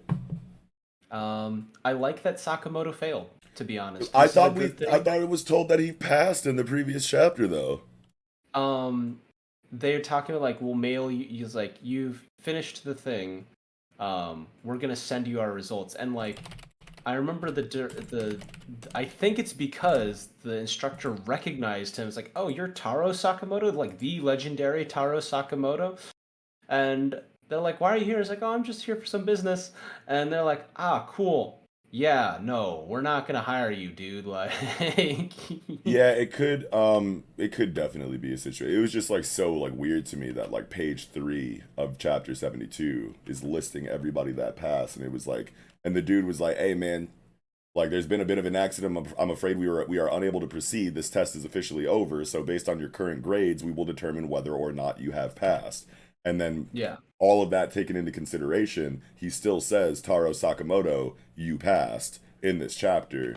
And Yep. then like I it's think it's a retroactive yeah, thing. and They're then he just like has the making sense. conversation with them about how you're the legendary assassin. What are you doing here or whatever? He's like, I didn't recognize you, so you could definitely, next chapter we could, get like that line connected to like that Mhm. mode of thinking that you kind of like just brought up, where he's like, hey, I didn't know that you were the Sakamoto. I can't pass you. You know what I mean? Like if it was something like that, then that's cool. But it just like feels so weird that it's like you passed beginning of chapter 72, end of chapter 73. Oh, I guess I didn't pass. And it's like, okay. But the It's explanation for like that isn't really there yet. Yeah. I think it's clever because it was talking about like Shin saying like I need to not rely on Sakamoto. I need to not rely on Sakamoto. And he's moving forward. And now he is going to be forced in an area where he cannot rely on Sakamoto. At Right. most, he gets to hang out with Kaji and Akira and, hang out with peers of his own age Yeah. and, grow into his own. Yeah. But yeah. That's kind of where I'm thinking that the direction of that I part of the like that. series is going to Yeah, I'm with go. that if that's what we're doing. And it's nice. It just keeps Sakamoto so that he's not like, oh, I'm away from my family for months at a time, Yeah, this would feel kind of good thing. too because like Shin has already been feeling like he needs to like be better on his own without the help of Sakamoto, but they've still been putting him in arcs with Sakamoto. You know what I Yeah. mean? So like he'll get his little growth here and there, and we can see that growth and go, yes, Shin is progressing. But then when it comes to the real shit, Sakamoto still has to step in and kind of help. So we've gotten that multiple times since Shin kind of like came into this idea that he needs to be a little bit more independent. And then now that we're coming out of this last arc where he did make major strides in his growth but was still saved by Sakamoto, following that up with an arc where they're legitimately separated and Shin has to go to the school, Sakamoto can't. He stays back with the sniper and Lu Shao Tong or whatever. So I could Hmm. definitely see, them getting more character growth and building and development and whatnot from staying back with Sakamoto. We kind of already have the, situation kind of laid out before us that Shin's going to be leaving the nest, so it's okay that he's separate from Sakamoto for the next stretch of storytelling so that we can focus on the other two, and then Shin can totally exist on his own separately without Sakamoto around. Just like from like a storytelling level, like we can follow Shin without Sakamoto close by and it'll be totally fine from like an audience standpoint, at this point because of the focus that Shin has gotten so far. I definitely think Yeah. that Shin can survive on his own in the comic without, Sakamoto being like adjacent to him in some kind of way. So like this is just a really cool situation if that's where it's going. I really like it because it really sets up like this whole theme of like pairs, triads. Like, yes, you're all individually strong, but like, better as a team, better as an organization, and that kind of thing. So like Lu Shatong and Heisuke could be like kind of like a parallel to like Mafuyu and Torimaru, and then under like Uzuki, Taro Sakamoto. and then like you can see like within Slur's group, there's two pairs, two triads. There's the Kanaguri, Club Jam, Carolina Reaper, where they're all really quirky assassins, and then there's like the main core triad of Uzuki, Kashima, Gaku, who are a little more, focused. Yeah, I like that. And then you have the Orders triad, which is Nagumo, Osagiri, and what's his name? Osaragi. Osaragi, dang it. Yeah, yeah, and then Shishiba. Shishiba, yeah, there we go. Yeah. So like there's the old trio and stuff, and then you have Kaji, Akira, Shin being kind of like the new presented gen as like the next generation of those things. I love the contrast of all those. The parallels are lit. Yes. I love it. It's a spider web. I'm going full Pepe Sylvia on this a little bit, but I think it's pretty good. It's pretty good. Yeah. I'm here for it. I don't think I have anything else to say about this chapter. I just liked the vibe with the Lottos, and like, it's just clever. Yeah, good shit, man. Yeah, it's that kind of like, cleverness and like creativity and whatnot that like I just love about manga, like in general. I feel like you don't get these kind of like, concepts, you know what I mean, in Western storytelling like as often. Like you definitely get like underground, like cool, like underground away from the rest of society concepts whenever you're dealing with like some kind of like underworld faction or underworld job in a Western book, but like this lottery scratch off stuff just feels so Japanese, you know what I mean? And I just like love ideas like that. But yeah, man, I think that'll do it for Sakamoto Days this episode. All right, moving into Mission Yozakura Family segment for the episode, chapter 131, Family Restaurant Meeting with Dad. These next couple of chapters of Mission Yozakura Family were fucking amazing. Okay? Oh my god. Yeah. I love these. I don't know how, like, I really didn't think too much of Momo until these last few chapters, and I'm like, he is easily becoming one of my favorite villains. Yeah. Because of how creepy he is. Yeah. Everything he does has like this like barely there veneer of normality. Mm. And then just bursting with like all these weird emotions. Also, like seeing him in like regular clothes. Yeah. If you see his profile from like page 2 on the bottom panel where he's like, it's super gross. I should have tried to mix them all together. He's actually kind of thick. Yeah, he's a little pudgy. Maybe it's just because he's like so. I originally thought it was because he was like so layered.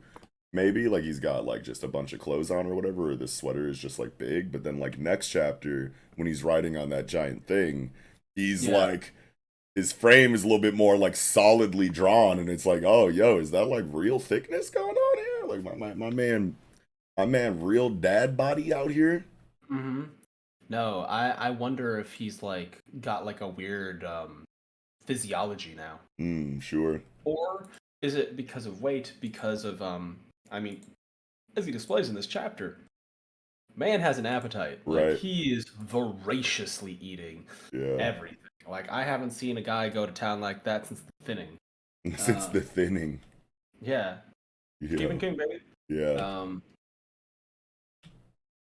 But yeah, man, it's just like a really cool like situation to have him just like casually trying to meet up with them, because it confirms the fact that he really is in his mind just trying to, get back with his family. You know what I mean? Like you look at it from like the context of like a villain trying to meet the protagonist at a fucking restaurant, and you go like, oh, okay, he's definitely on some fuck shit. Like this is a trap. He's gonna do like some wildly heinous shit to our people. Why would you agree to come here? But it's like, this is your dad. You know what I mean? So you have a reason to like kind of trust that you can go here and like be okay to some extent, even though this dude is a homicidal maniac or whatever, but like you still feel a level of comfortability enough to, agree to come here and sit down with him or whatever.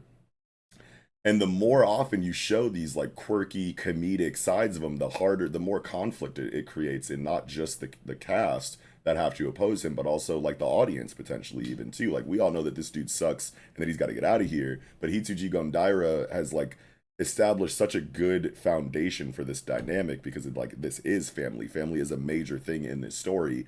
As terrible as this dude is, he is still their dad. So it's like Mm-hmm. there's like a whole bunch of conflicting emotions going on here. Like you need to be taken down, but we still kind of love you technically. So it's just like creates like such an intense like roller coaster of emotion whenever they interact in the manga, at least as I'm reading it and reviewing it. I'm just like, I don't know how to Absolutely. fucking feel. Like, I know how to feel, but it still just makes it so awkward because this dude is so jovial and so childish and so, like, comedic that it's like, man, I just want you to, like, be cool then. You know what I mean? Like, if this is Yeah. the kind of, like, personality, like, you have when it comes to, you know, thinking of your family fondly and whatnot, like, I just want, like, all that homicidal shit to just be taken away so that you guys can be a fucking family again. But, like, we're just so far past that that it's just, Yeah. like, such a conflicting, you know, kind of situation emotionally. And it's just masterfully done by Gondaira. Man, I really like it because there's moments where it's like um page 7 and then page 9. They both say the same things from the other side. It's like, I was scared to come here, but I want to know why you changed. But the more I hear, the less I understand. And that's Mitsumi's point of view. Right. And then her father reflects it right back at her. Why isn't my love getting through to you? I just don't understand. Yeah, Um, both sides not being able to understand the other entirely or even at all, you know, and it's coming from a place of, you know, sincerity on both sides.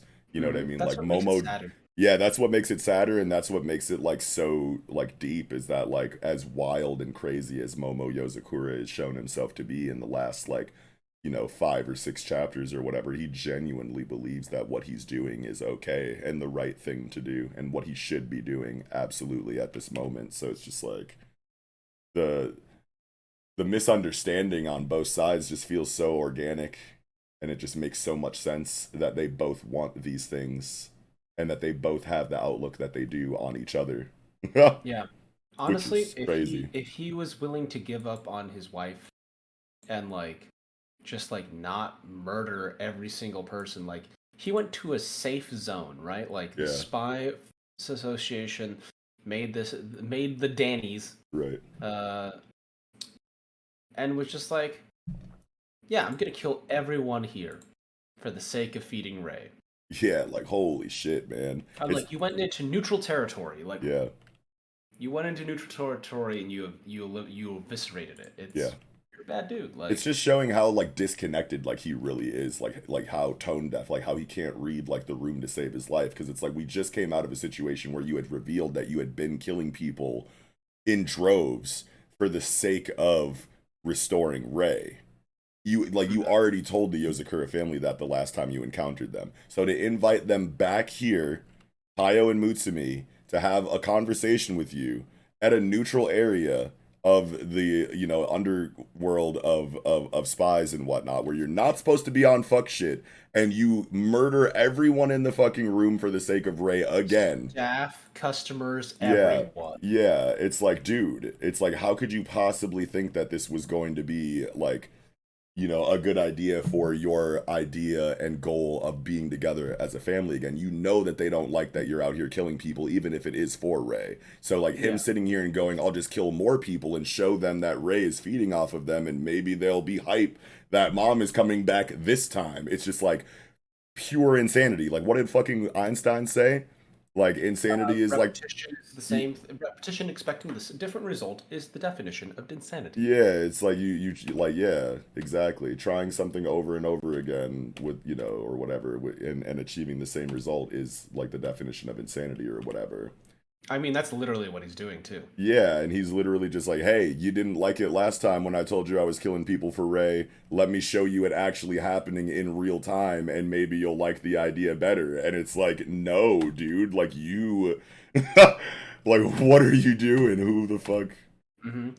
And Yeah. the thing, he views them as like, aren't you all the ones who changed? But really, the only change is how they view him, and that's literally because of his actions.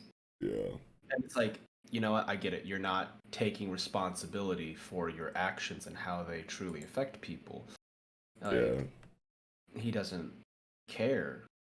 You know? It's Right. like, it doesn't really register. Like, Yeah. he's going through the motions of Right. what a good person is at this point. Yes. Like the whole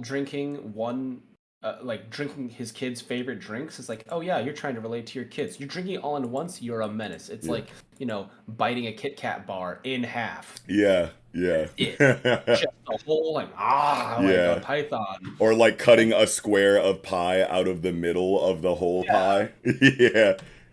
It's like it's you. like it's like watching the Mark Zuckerberg trial. It's like, yes, I will have a glass of water. Yeah. Um, Like you're not a you real know, person. it's like you're terrifying. Yeah. Um, I love, Also, I yeah. Go thought ahead. there was a one point that like really made Mitsumi cry. Was it's like I wanted to meet you here as a couple too, so I could say things like "You can't have my daughter," and Yeah, it's and just she just starts crying. It's like you're trying to be funny here right now, but like this isn't fucking funny, bro. Like this shit is like fucked up in like pretty much every way, and you're just trying to like joke it off and act like my fucking dad again. And it's like you can't just casually try to be my dad again after everything that you've said, and it's crazy that you don't get that. yeah.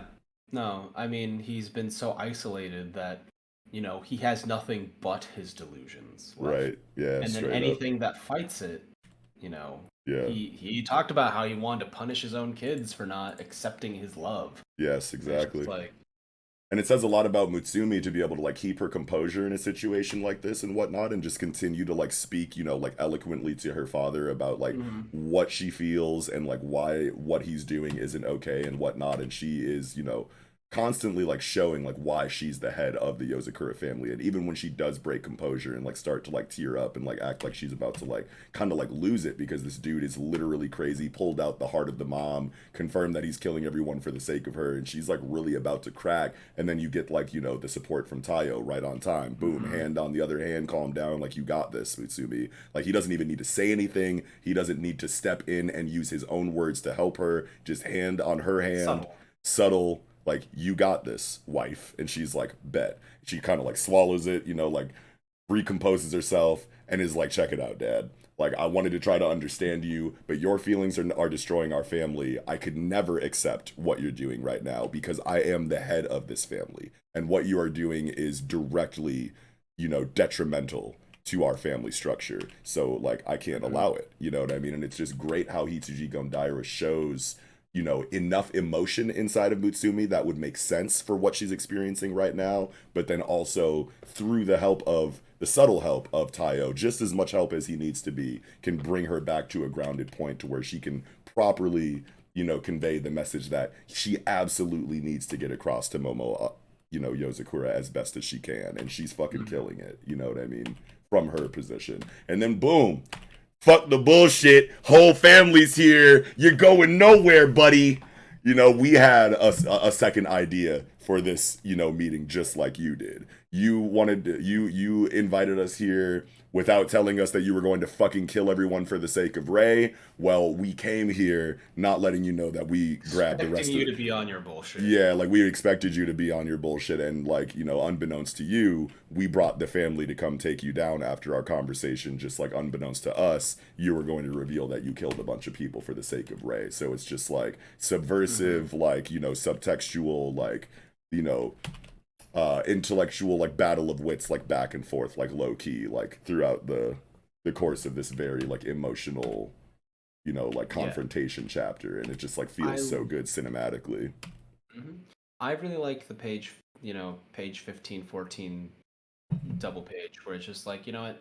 He's being her strength, and I appreciate that. Like that's a very subtle, like, um, it's Yeah. it's like we talked about it earlier in this episode. We were talking, it's like, yeah, no, damsel in distress stuff. I'm tired of that. Whereas, like, you know what? There are ways to support female characters, or anyone in your life really, without having to be like protective. Like I have to be the front line. I have to be, the armor or whatever. It's like no, you don't. You can simply sometimes just be there for Yeah, them. just be the That's rock, be enough. the moral support, be the person next to them so that they Be in have their like corner. That's all you be need in to their be. corner exactly so that they know you're there, and that alone gives enough strength for Mutsumi to do what she needs to do. We don't need some barrel-chested Tayo statement saving the day on some like white knight, like don't talk to my wife like Mhm. that type shit. Like you don't understand that this is how Mutsumi feels. Like we don't get any of that shit from Tayo. He doesn't say a fucking peep. Yeah.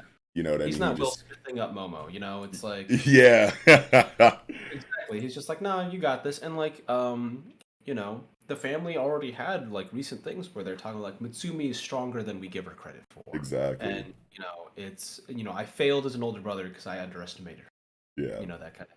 And I Right. like that. I really like that they like even though she's not like, insanely competent badass. She's competent, she's badass, but like she's not like an assassin high action character. Right. But she's still, given enough dialogue and like props from the cast all around to like kind of like show that she's not just, you know, a A girl relegated who's there. Yeah. figurehead. Yeah. So I Exactly. appreciate that. Yeah. I'm happy to jump right into the next Yeah, episode let's though. get it. Yeah, chapter 132, Chase. Okay? And we go right back to this like super crazy like self-harming like I can't deal with the situation so I'm going to fucking bite my fingers off or like bash my face in because the stress of this situation is just like too much for me. I'm like too frustrated that my family doesn't fuck with me and now they're all here against my wishes to try to take me out again. God damn it. Boom, bash my face in. All right, now I'm back to like composed and whatnot, just like adding to the sinister, creepy, you know, villainous nature of Momo Yozakura coming out of the jovial, jokey, comedic kind of shit that we got all last chapter. And it's still kind of like here in this chapter too, but obviously it's a lot more action oriented. But it's just like, man, what a villain. Mm-hmm. Oh man, there's this thing where he's like, the lines there is like, no, no, no, no. I am sorry. I got annoyed that you didn't come alone. I should be delighted I got to see everyone. Right. And he's like, here, keep it. Think of it as an allowance. There aren't any servers left to take the bill. And Yeah. then he's just like, That's and like the fucking fact that he crazy. eats the ice, like there's nothing left. He will Yeah. consume until there's nothing left. Hey, there you go. Does his like whole thing, taps on the ground, and he's like, "If I were alone," and he's like, "This is my younger brother," and I'm like, "I think you're still alone, bro. That Yeah. is not the Yeah. thinking thing." Yeah, it doesn't seem like it anyway. But what a It's design on it. Like holy shit, like these blacks and like the lack of like any real shading, oh literally just yeah. like stark whites and blacks for the whole thing is just like nuts. I hate that the center of the flower is like a tunnel full of teeth, like the Oh world's worst pocket pussy. It is terrifying. no, Like no. vagina dentata. Yo, Like the plant it's vagildo. the It looks like a fucking demogorgon from Stranger it really Things. does. It really does. Oh It's got big shit. Demogorgon vibes. It's just a giant hole with teeth. It's awful. Swamp Um, Thing Vigildo is sending yes, it me. reminds me of the Swamp Thing and also that secret bad guy from Undertale, where it's Oh, like I I'm a don't little fuck. potted plant, and then it's just like Oh spoilers. shit. Uh, Yeah, I haven't seen and he Undertale, but that sounds scary. yeah. Potted plant turns into giant monster. I'm gonna look at all the Yeah, fucking giant plant monster trying to absorb everything. yeah, But yeah, this is a really cool character. I think it's nice that they're fighting an opponent that is showcasing the the other side of Momo, right? Because we've had plenty of time to reflect on like, the tragedy that is Momo no longer being who he was and who he should have maintained being if he were to be a good person. And this is the monstrous, this is the uncaring, feral, wilder side of him right, that is displayed. That is the Tsubomi type, you know, monstrosity. right. Yeah, so this is actually pretty cool that what you're saying right now. Then yeah, because Momo Yozakura kind of like puts on this like face. You know what I mean? Like this you know, the character that we kind of like know him to be up until this point, charismatically and personality wise. But there is that dark, monstrous undertone, you know what I mean, to everything that Momo Yozakura does, and this being like a physical manifestation of that or a physical representation of that is a really Now, cool thing to think about. Yeah. think about like Momo. What if his entire body is basically that with a thin layer of skin wrapped around it? Because we've had points where his like fingers bounce and like twitch and like bend in multiple like ways that don't have enough knuckles in his hand. Sure. When he punches in his face, it's like his face literally caves in a little bit. Yeah.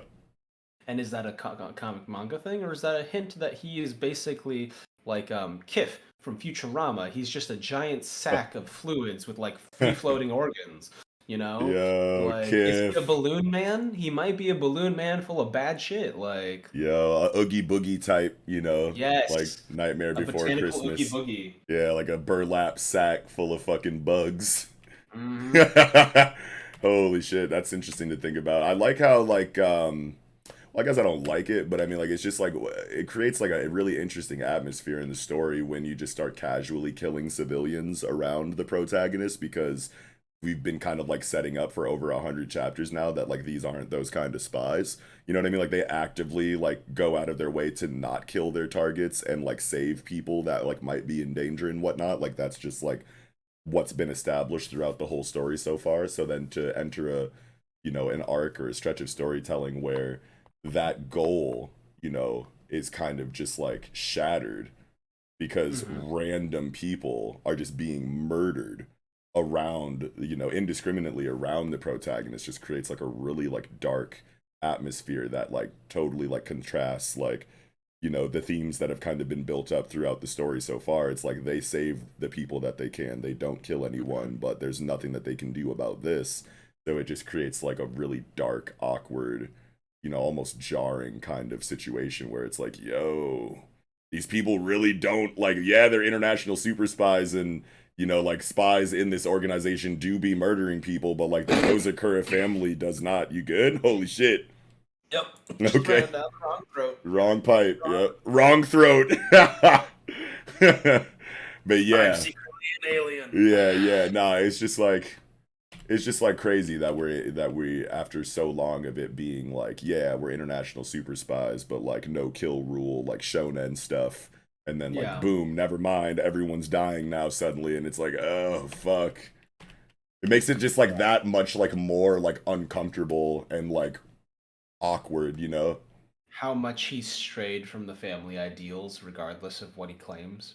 And yeah, and just like atmospherically, like in the story, you know what I mean? Like I just like was not expecting, characters and just like random, civilians and just people to just like be murdered in front of the family regularly.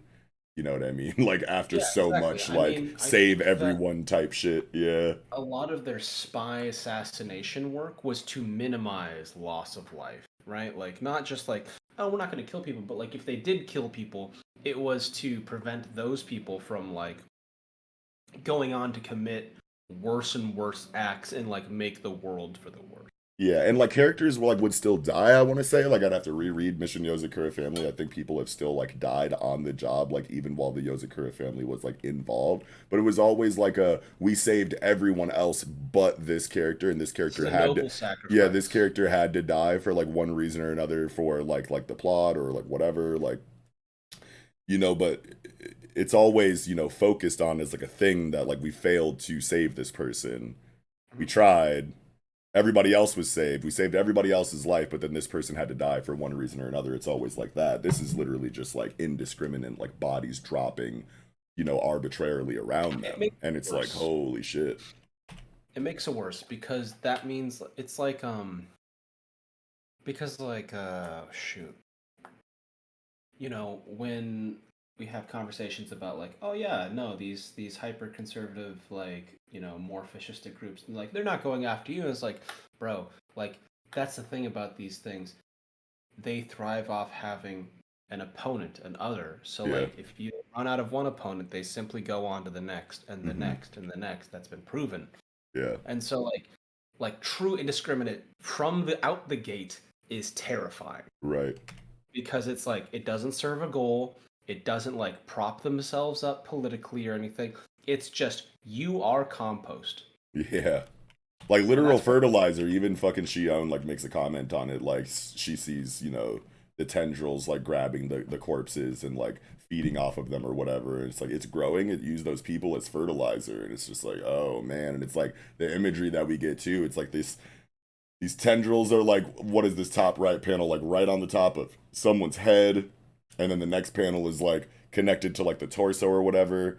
But then the Yeah. next panel over is like right back on someone's like head and like face or whatever. Like we're literally just like seeing it like, It's the same people that it like touched, and they're liquefying. yeah, exactly. Like it's not being represented with like silhouettes in any way to like kind of like, create a barrier between us and the gore or anything like that. It's literally just like face Zoomed value, in. zoomed in right there. You're seeing it real. Like it's not like bloody or anything. Like they're not being like hacked to pieces or nothing, but like it's still just like highly detailed, liquefaction, assimilation Disgusting. into this giant fucking monster. And it's like, holy shit, I just didn't think that we'd see shit like this in Mission Yozakura Family. So that's hats off to Hitsuji Gondaira for creating this atmosphere in the story and being patient throughout, knowing that eventually it was going to get this grim, but focusing the storytelling in a way that says, no, we try to save people over here. And it's like, well, the ones you can't save get like brutally liquefied and assimilated into this giant monster. And it's like, oh They my try to god. even say collect the corpses and like avoid that. And they're like, there should be dignity in death, that kind of thing. Right.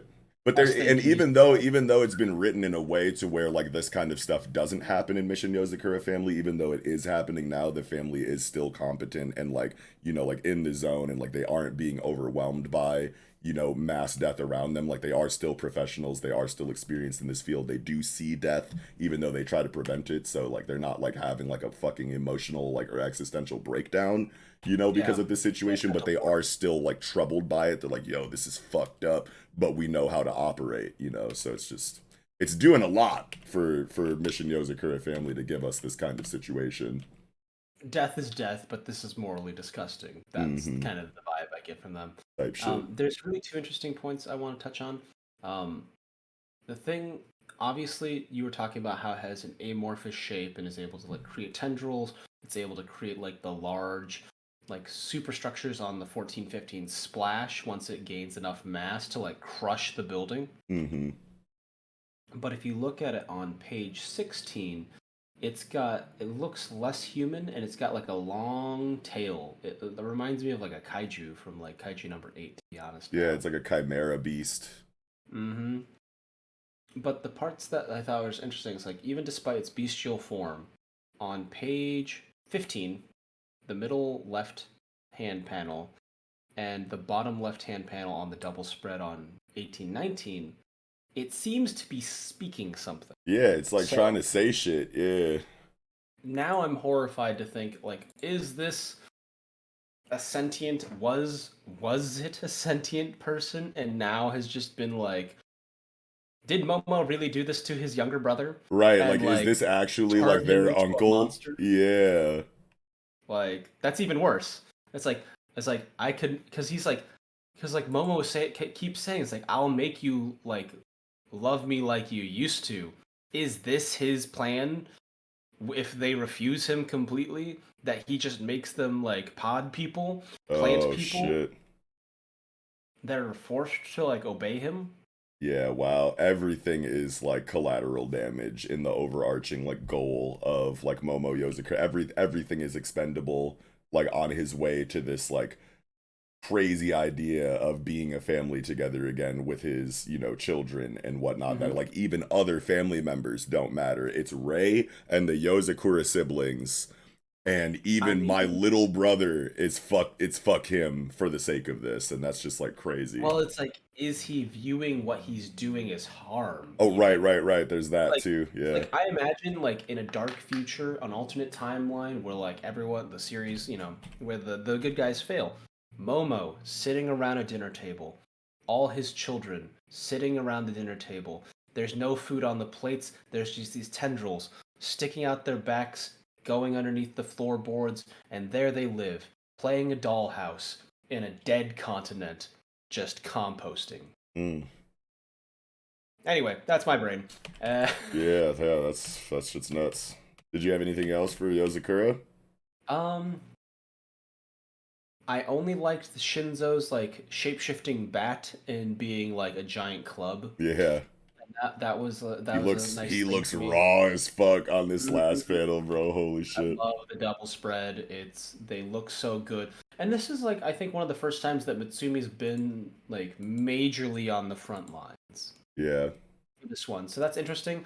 It provides a weakness for the formation so that they have to like, interrupt their attacks to focus on defending, the Yeah. head. Mm-hmm. Because like what if this thing is going to kidnap Mitsumi or like separate the sibling? Right. So yeah, just Yeah. something to think That's about. a good point. Yeah, it's like she is right there next to everyone else. So while they're getting busy and trying to mix it up with Momo and whatnot, she is there as a liability, technically or whatever. So Mhm. if Momo and this beast, like do decide to target Mutsumi, then that's less, potency that they have in their formation because they have to hold her down. That's a really good point. That's Yeah, stakes. it is. It's great stakes, and Koichiro and Taiyo are out, so like their main like combat force is down. Like Futaba, of course, is going to be like a major thing, but like Yeah, but it's not the same how as can like you how can you Kyoichiro. use Yeah, a physio like how can you use Aikido? Like if you use the Aikido on my arm, you're going to break it or send me flying. But yeah, like this thing is shape shifting, so like right. limited effectiveness, Yeah, and that kind of she thing. already hit it with like a drastic ass attack like right away, and it just like kind of like shrugged it off and then got bigger. So I mean, like yeah, I mean like Futaba's cold. Like everybody is wildly capable, but yeah, like it's not the same as like Magical. Yoichiro with the steel spider. Like plus like whatever blooming he still hasn't used yet. We got Taiyo with like his situation. It's like those are clearly the two highest tier Hmm. combatants, I want to say, just because Kyoichiro is obviously the oldest and most experienced and probably strongest individually out of everybody, Definitely the and deadliest. then Taiyo like obviously has his like whole flower bloomy given power situation. So Hmm. yeah, but yeah, I'm super excited for the future, man. Great conversation. I think that'll do it for Mission Yozakura family this episode, though. All right, moving into Jujutsu Kaisen, chapter 186, Tokyo number 2 Colony, part 5. What a chapter. This is a crazy What a situation we chap! got here right now. Yeah, I love it. I love yeah, it. No, yeah. so having had some time out there and being on the internet a little bit, um, I don't know the exact bits, but the place that Hikari fought Charles Yeah. is a real place. The Okay. pier that like Panda and Kashimo fought is a real place. Yeah, Gege be It using real locations pretty often, I want to it's say. using real locations in the area for this culling games. Yep. And someone on the internet figured out that they're basically jumping like 2 kilometers or something. I don't know exactly, but Whoa. he's jumping a massive amount of distance from when he beat Charles because he has the bonus cursed energy kick in mid Kashimo fight. So that means he just got that, which means he was able to cross that distance almost immediately. So wait, are you So that saying that his boost started once he got the jackpot, I thought? You're saying that he held down the boost until he got to this location and then turned it on? I think it honestly happened like immediately, but like we're Hmm. watch but we get to see on this like this first chapter, um let's see, because he has the music going on. Yep. And Music's then following him page pretty much eight, everywhere he goes. he gets the cursed energy bonus. Page So 8?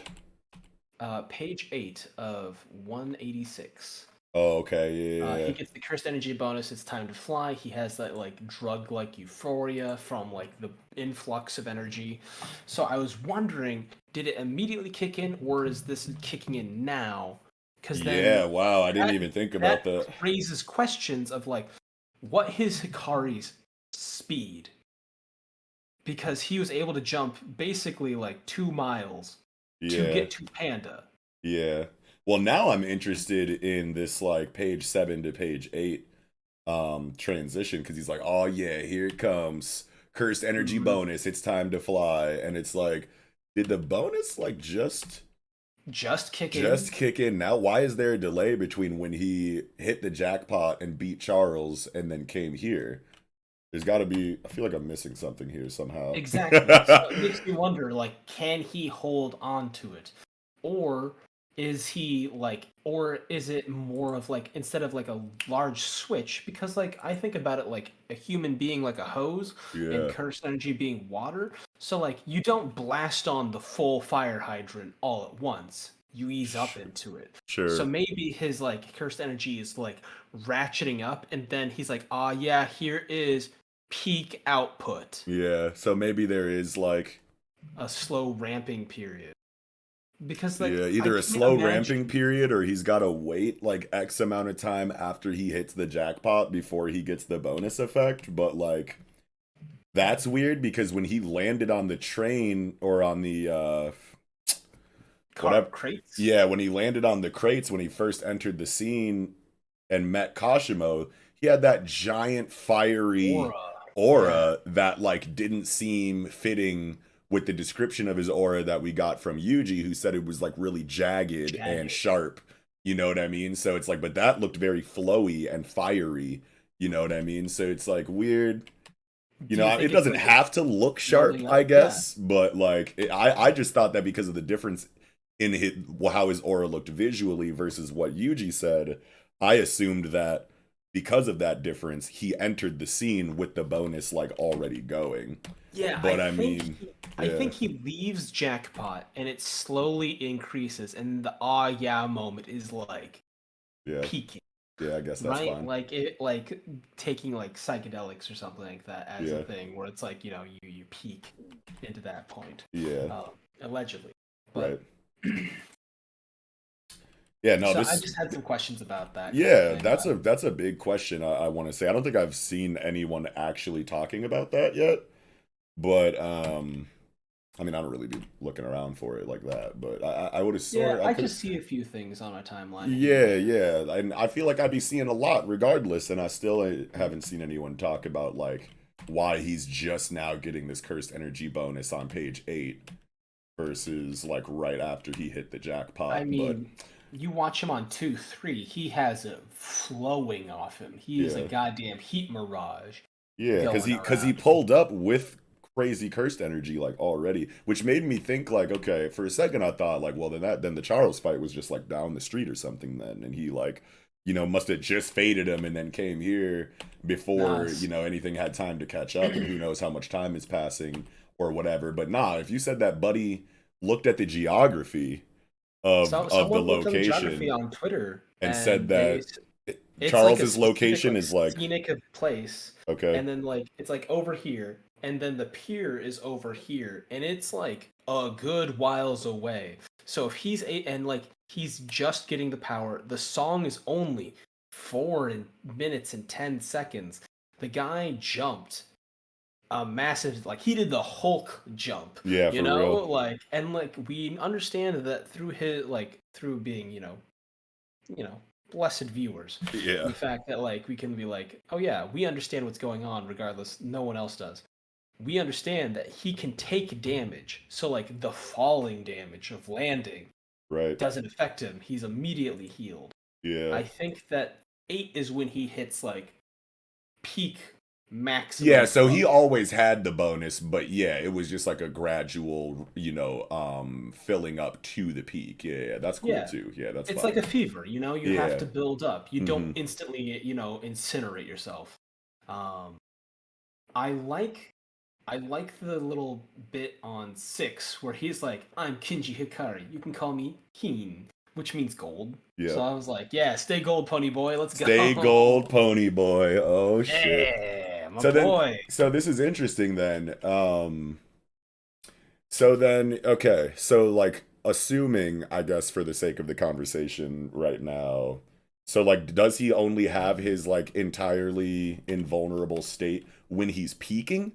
Or is he like always, invincible or whatever for the whole time coming out of the jackpot, but he just has like smaller amounts of cursed energy in the beginning until he reaches the peak? Because I'm trying to think of like, because this is really broken, and I'm trying to think of how Kashimo could possibly like have an answer for this. Obviously, they can just like counter expand their domain and overpower Hikari's domain with their own if they really got it like that. I don't know if I necessarily see that happening. I was thinking if he's going to be chaining domain expansions, back to back, there has to be some kind of caveat in place that can allow Kashimo to exploit at least a tiny moment of weakness, you know what I mean? Because and that's why I was thinking, like, if there is a delay in, when he comes out of the jackpot to when he's invincible, then at some point during the chaining of domains, Kashimo could probably put it together like, okay, this is my window of opportunity before he gets like super broken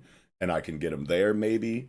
But I think there's going to be like a mirror window where his regeneration is slower than average.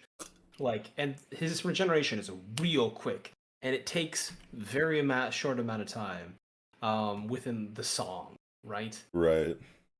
So, yeah. Yeah, that's pretty crazy. That's the only way, because I know people were like, oh, Kashimo's so broken. His technique isn't a technique, it's a quirk of his cursed energy. And then we found the immediate counter in the fact that, oh, it's cursed energy, cool. So different cursed energy or a volume of cursed energy in itself can counter that ability, which is great. I love that. Yeah, it's like, well, if you're going to have like no contact, energy explosion from a distance with just your cursed energy without actually like using a technique, then yeah, the appropriate response to that on like a broken level would literally just be unlimited cursed energy in a loop. Because then it's like, so what if you have that broken aspect of your fighting style? I have enough cursed energy to heal from like anything that you would do. So like, fuck your hacks. I have infinite healing, which is just like a crazy thing to do. Because it's like we needed to see like what made Hikari so broken to the point where Gojo says these are the two that are going to be the next me, and it's got Yuji and Hikari in the background, and you're like, okay. Or I mean, not Yuji, but Yuta and Hikari in the background. And it's like, okay, well, like Yuta makes sense, like pretty much right away. If you read Volume 0 and whatnot, you're like, yeah, all right, fine. He can copy all abilities. But then what can Hikari do? You know what I mean? And it had unkillable. Yeah, it had to be something like this. Otherwise, we were gonna be like, is that really like comparable to Gojo? I'm just so happy that Gege is really good at throwing out like new information to get everyone excited, waiting to give that information for a really long time while sprinkling in mentions of that information slowly throughout the story until we get to that payoff, and they always deliver on the hype every single time. Like there's not been a time where Gege has dangled a plot thread in front of us, made us want it so much, and then finally gave it to us and we were like, like maybe it's happened for some people. I don't think it's actually happened for me. I can't think of a time that's happened in Jujutsu Kaisen yet. So and there's been like a short fight. They fought for like what basically amounts to 4.5 minutes, because at 1819 they're talking about the music's ended. His cursed energy is starting to recede. I genuinely believe that Kashimo is gonna have to wait for a moment where he's not at peak. So it definitely ebbs and flows. Like, yes, it's infinite, but like it ebbs and flows. Right. Yeah, it's tough. That's the major weakness. Yeah. And as far as like what Kashimo will do about the domain, obviously I already like talked about the possibility that they could just like counter expand and see what that looks like. But like if they don't have a domain expansion or don't have one that they think could effectively overpower Akari's, I don't really know what Kashimo's going to do here, because like Kashimo's clearly an old school sorcerer. And if they're an old school sorcerer, they probably definitely don't know what pachinko is. I guess I don't know the history of pachinko. There could have been some ancient form of pachinko back in the day. I mean, I don't really know, but look around and you'd be like, oh, a gold door? That might be good. Yeah. And maybe they don't need to even know like what clues. Yeah, I was just gonna say, like, maybe they don't need to actually know what pachinko is. They could just be that bright, and that adept that, like, they could literally just, like, put it together better than Charles could. You know what I mean? Yeah. I could definitely see intellectual competence of that level from Kashimo, even though they're old school. Yeah, he's clever. He's definitely clever. He outwitted, like, Panda. And Panda's the smart boy. Yeah. the thing I think about when I think about like because Hakari's such a gambler, Kashimo might actually be what in poker terms is called the donkey. So a donkey, so like like there's a lot of like competitive poker tournaments and you can make big bank. I had some friends that like made a living for a minute off Yeah, poker tournaments before they decided, you know what, maybe I'm just a small big fish in a small pond. sure. Um, but they told me this idea because like I used to play with them, and I would Okay. beat their asses Mm, because I'm the donkey, a person who doesn't know how to play the game. It doesn't play in an optimal manner, and therefore I can't be read as if I am a competent player. So mm. I'll just do things, and they'll read me as a competent player, and then they'll lose to me, and I'm the donkey. Okay. So I wonder if Kashimo, not knowing pachinko or what have you, could do something similar where he's like not acting in a way that is optimal, but somehow beneficial. But like pachinko is a very, very, very different game from poker, so Right. I doubt it. But I feel like there's a lot more when it, moving parts to a game like yeah, Pachinko. when it comes to gambling, that's what I think of Right. first. Yeah, that's a cool thought. The donkey. I never heard about that. I'm not a gambler anyway. I don't play any of those games, Oh, so I would never hear about that, but I channel all my gambling into tabletop games because right. I Yeah, that's where I do my gambling. I threw away a lot of money in when I was like 19 to 22. Yeah, it's A lot of Magic the money. Gathering and shit. Oh Yeah. no, just gambling. Oh, well, I mean, you brought up tabletop gaming, so Yeah, no, I get. I was like, I'm gonna go on the guaranteed loss of money in expensive books and cards, yeah. as I mean, opposed I to lost hella money like playing Magic the Gathering, just like building decks that I thought would be strong and then taking them to tournaments and getting stepped on. So I stepped guess on. my gamble was like in whether or not I buy the cards that I think will be good. Yeah, I was like, how can I imagine a meta with near infinite pieces? Yeah. Um, Crazy stuff. But yeah, the But this is choreography is so on point. cool. Yeah, choreography is obviously there. This like double page spread on 10 to 11 is really good. I remember somebody like commenting on Hakari's pose here in the 10-11 Yeah. double spread and like referencing it to like a movie or a certain like, famous person. I can't remember off the top of my head, but I thought that I was tight. believe shout out to Ryoman Sukuna Shads. Oh yeah, Shads. Yeah, what did he Yeah, say? they were saying that it if you look at the tiny panel where he goes and the part where he's going like this, it's Michael Michael Jackson's Jackson. Smooth Criminal. Smooth Criminal. Yeah. It's Smooth Criminal, and he said that because the song is 4 minutes and 11 seconds, there is a shortened version of Michael Jackson's Smooth Criminal that is 4 minutes and 10 seconds. Oh wow. Yeah, and Yeah. like Oh I'm no, not it's gonna. 4 minutes and 11 seconds in the Yeah, shortened version. exactly, exactly. Yo, I was that's yeah, definitely it. yeah. So That's incredible. Kid Hikari is the second biggest Michael Jackson reference since Demon Slayer. Anyway, that's all I Oh got. no, yeah, no, that's No, incredible. it's good. I love this. I love Yeah, this. I also love how Kinji is basically just saying like, "Did you feel a tingle when he receives um, all that electric damage and stuff?" Like, yeah, you can see that he's hurting, and then he hits the whole peak, yeah. huge rush of euphoria. I think he hits that in the middle of the song. Oh yeah, You know what I sure. mean? Yeah, the halfway point. So Yeah, it's like it's building up to the halfway point, then that's the peak. You plateau for crescendo. like a Yeah. little bit, yeah, and then you fucking start to fall off after that, maybe. Because That's tight. he talks about his energy is starting to recede, etc. So Oh, where does he I, say that? on page 1819, last one, Kashimo says the music ended and his cursed energy is starting to recede. Oh, yep, and then boom, idle death gamble again. Yeah, he's like, Yeah, well, before this and curse so energy runs out, let me re-expand, and then hope I get another jackpot so that I can have infinite curse energy again mhm. to rinse and repeat this. Yeah, yeah, yeah. it's Yeah, so it it's definitely does build from the point where he gets the jackpot up to a peak. Then he's like, oh yeah, I'm feeling it now. Goo goo. And then it starts to decline after that. Yeah, yeah, yeah. Yeah, that's tight. That's no, super tight. it makes sense because of his comments about fevers and Right. how they build. Mm-hmm. Um, Also, I love that Hikari is just like, yeah. Charles, nah, I'm not gonna take any damage. I'm literally just gonna smoke you. Cashio, yeah, hit me. I Yeah. don't care. You're gonna think that I'm gonna flinch? Nah, dog. I'm gonna power through.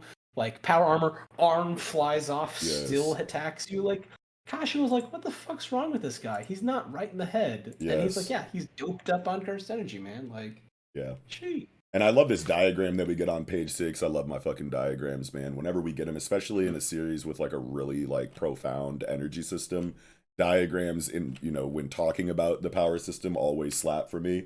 And this one on page 6, like combating or combining my trait and cursed effect makes it difficult to defend with simple physical reinforcement through cursed energy. Cursed energy punch, cursed energy block. Boom.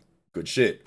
Fucking cursed energy trait plus cursed energy punch, curse energy block, but still gets a shock because Panda doesn't have, you know, a counter, you know, cursed energy trait to kind of like deal with that the way that he can counter a cursed energy punch with his own cursed Yeah. energy. So that's like really cool to get a breakdown there. It was pretty obvious anyway, but again, I just love my diagrams. And the choreography is so gas too. Hold on, where's my part? Where's my part? Hold on. He said, oh, okay, so he pulls up right away, got the punch ready, punches Kashimo. They block it with their fucking like staff shit, and then sends them. Yeah, skips them like a stone on water into the fucking shit, and then comes with this like crazy like pendulum double foot like swiping drop kick. Kashimo dodges it. Yeah, Kashimo dodges it like by a hair, and then it runs into the crate and leaves such a big impact on it. It's like smoking and shit, and Kashimo's like, "God, fucking damn it, this motherfucker's strong." He got clipped in the face. He got a bloody nose off that. Oh, yep. You right. Just a little bit, a little tipper. I thought maybe just like the resonating like shock of getting fucking punched and thrown into the shit maybe could have caused the nosebleed, but there is a sound effect like right above the nose as the feet come through, so maybe it did just like bonk him, give him a little bit of the Owen Wilson nose. At the top he gets the shift, and at the bottom of page 5 he goes bloop. Yep. Oh yeah, starts bleeding after that. Yeah. He definitely dodged that by like the skin of his nose. Yeah, but I mean, we don't see the face before the kick, so I guess we don't really know if his nose started bleeding like before the kick. But I'm pretty, I think we can be pretty sure it's not that big of a deal. The part that I like is that like on page like 8, 9, he just gets Hikari gets smashed up, and he's like, "Why is he caving?" He's like, "Don't disappoint." Immediately gets knocked out. Stole off his ass. Yeah, wow. He's like, "You thought you got me. You thought you did get me. Like that's not bad at all." Yeah, and he goes in for the fucking roundhouse kick, grabs the leg, brings it back around for the fucking elbow. Like he goes for that, and then Hikari uses his knee, lifts him up closer to him so that he can't run away, pins him with his like chin and his knee, and just punches him. Yeah, but he dodges the punch though. He like barely barely gets out of harm's way on the punch when it comes down, and then like skips out or whatever, and was like, "All right, I got enough charged up now." So I think he misses the downward punch that makes the crater in the ground. I think he just barely slipped out of that. No, I feel like his right arm, he unhooks it from the knee and basically pushes off Hikari's knee to dodge. Yeah, I like and that. And then he's like, "I've touched you enough that I can like charge you up." Does the same thing he does to Panda, like same arm too. Yep. I believe. And like no, I think he ripped off Panda's right arm. Wrong arm. Yep, nice. different arm. So parallel arm. Yep. Immediately gets kicked in the face. Yep. Love that. There's one. He said, "What? I just ripped off his arm. How could you counterattack after that?" But whatever, it's too late. I'm about to another arm, and it's like, no. I love it. I love it. The thing that I really like is that they talk about like, "Hey, what's your name?" Kinji Hikari, and then he's like, "I'm Kashimo," and so 5 and 7. They have the same initials, just reversed.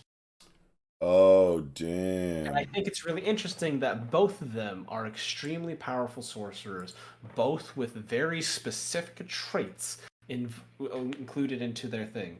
One is lightning and one is just jagged.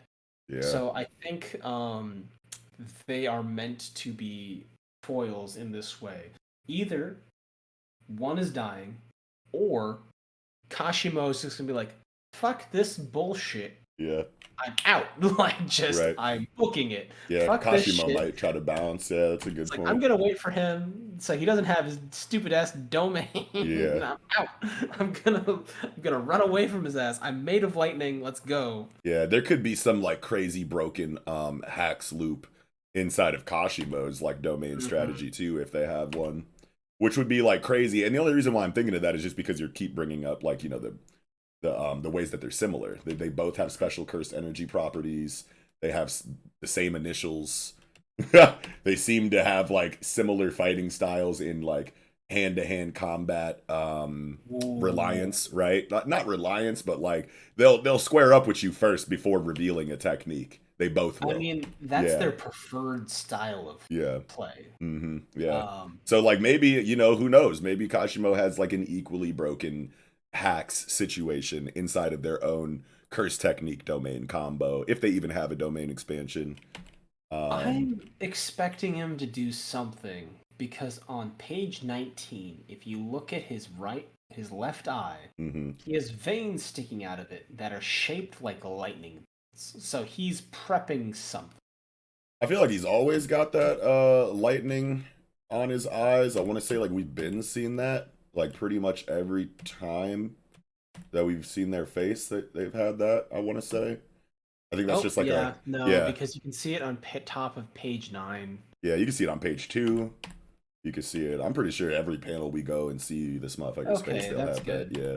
But I mean like, you never know, you know what I mean? Like this is the arc for domain expansions, you know what I mean? So like Mhm. anybody that's got a domain expansion is going to use it in this arc, you know what I mean? I want to say so like, and I want to say that like most people will have one, especially because, well, maybe not most people, but like a lot of these old school sorcerers probably got them. Oh, yeah. Like fucking Uro and Ryu like both had one, you know what I They mean? both had one. Yeah, They're I mean, just I don't think not. Reggie had one, even though, yeah, Reggie was an old school sorcerer and didn't Ooh, expand. So you maybe, raised a valid point. yeah, maybe So, Reggie doesn't expand, and then Ryu and Uro do, so then Kashimo won't. Maybe it's a well, what situation like about that. this? So, Hikari is really dangerous because he can infinitely loop his domain. Mm-hmm. But we know that domains can be canceled. His energy is receding. If his energy reaches a point mid gamble and reaches a point where Kashimo's is equal, Mm-hmm. Kashimo could theoretically open his domain and cancel Hikari's and keep him from collecting. Yeah, because I think you do like, even though like when you're first expanding, I know that you're summoning a large concentration of cursed energy that you're channeling through your technique to create the domain. So, Hmm. but like, do you have to keep that energy flowing thereafter for the domain to stay complete? I think that's true because of Megumi versus Dagon in the Shibuya incident arc. He was like really trying his hardest to keep that motherfucker open. But was that just because there were two domains active at the same time? That you have to like keep channeling that energy as hard as you Yeah. can to keep the domain open because it's in opposition to another one. Whereas, like, if there wasn't two domains going at one time, you just need to concentrate the energy required to cast the spell in the first place. And then once the Mhm. domain is casted, you can run out of, like, your cursed energy can, like, deplete during or whatever. But unless you, like, legitimately run out of cursed energy, I think the domain will stay open. Or if you like go below a certain threshold on your way to empty, that will also cancel the domain. I guess is the question that I'm asking right Yeah. now. Is So like, then I think like if the domain gets canceled before Hikari can like collect his jackpot, does that leave him shit out of luck? yeah, And absolutely, then definitely. If yeah, if his domain gets turned off before he hits the jackpot, he's not going to have the infinite energy from getting the yeah, he's gonna be jackpot. So fucked. He's gonna be fucked. So like, Yeah. I love Hikari. I want him to succeed. Like Kashimo's cool, but Hikari has panache. You know what I mean? Yeah. He has a very flavorful style. I like his character. I like the way he operates and like how he judges others and Hmm. like the metrics that he uses are interesting. Whereas Kashimo seems more focused, like Yeah. laser focused to the point of being almost one dimensional. I love a good smoke demon. I Yeah. love a good smoke demon. Right. So I don't dislike his character at all. But Yeah. between the two, I will definitely choose Hikari on personal preference. Yeah, absolutely. And I mean, like, just depending on how much screen time these characters get, like, before death or before they're, like, done being used in the story or whatever, I feel like Gege, like, does everything they can to give these characters as much dimensionality as possible. Like, just inside of Higuruma's, like, short time on Oh the my screen, god. like, we got, like, his motivations, we got, like, a glimpse into his past to see, like, all of the things that happened in his life that brought him to be the person that we know, like in the culling games and whatnot. So like there's like hella dimensionality just inside of Higuruma in his short time on screen. Gege loves introducing characters and giving you their unique perspective and philosophies like right away, instantly adding extra dimensions to them. You know what I mean? So even though Hikari seems to be kind of like injected as this Toto style character, this Chad, fucking Toriko character, essentially, you know what I mean? So but at the same time, it's like even if they're introduced, with little depth, eventually they'll get a lot more. And I still feel like Hikari, despite his personality and what we've seen from him so far, I still feel the depth in Hikari, even if it hasn't been like delivered to us in abundance like most other characters. Like you could tell there's a lot to this cat. You know what I mean? So I hope that he doesn't die and we just continue to keep getting more Hikari storytelling, but I have no doubt in my mind that by the time his character is done in this story, um, I feel like he'll be far away from one dimensional. Yeah, no, Yeah. Kashimo at least because we haven't hit the time point where Higuruma's Oh, new were you talking about Kashimo the whole time? no, we were Oh, talking about okay. both of them. We were talking about both of them, but like Okay, I okay. think it's good. I'm adding on to your bit. Sure, sure, sure. Like so I feel like I think it'll be good because like I think that there's room for both characters to expand and like Higuruma's rule where you can give points hasn't quite kicked in yet. So that means they can Wait, reach it, Higuruma's rule where you can give points? right? Or is that Yuji's rule, I don't know right? whose rule it was, but it's definitely in play because Yuta told Ryu, like, give me your point so I don't have to kill you. Oh, I Yeah. was thinking that Hikari and Kashimo are still Oh, yeah, pre-rule yeah. On the released. timeline? Yes, on the timeline. Like they're going the same time when like Ryu, Uro, and Yeah, Yuta are all fighting. They're not at the point where they're like, oh, yeah. there's a rule implemented where we don't have to kill each other. Yeah, I can't remember like what time they said that this Hikari storytelling is happening, if they Yeah. even did. But I mean, Yuji and Higuruma had their fight, and then after that, Megumi and Reggie had their fight, and then after that, Yuta and Uro and Ryu had their fight, and at the end of it, Yuta said, "Just give me your point, so I don't have to kill you." So I'm assuming I was just assuming that this was happening after that, or maybe at the even if it was at the same time, Oh, that the rule would still be in effect if Yuta just did it and this is happening all at once. Then yeah, I the wasn't rule is sure in if it was effect all right happening now. at once. Yeah. If the rules in effect, actually, a point to your favor of the rule being in effect. Page 7, Hikari says, "Hey, if I win, let me use your Let me point." use your point. There it is. Boom. Yeah. Yeah, So this is and definitely. Kashimo's like, "Do as you like," and he's like, "But if you live through this, tell me what you know about Sakuna." Yeah. Hmm, Yeah. Yeah. interesting. Yeah. It's some pretty crazy shit, bro.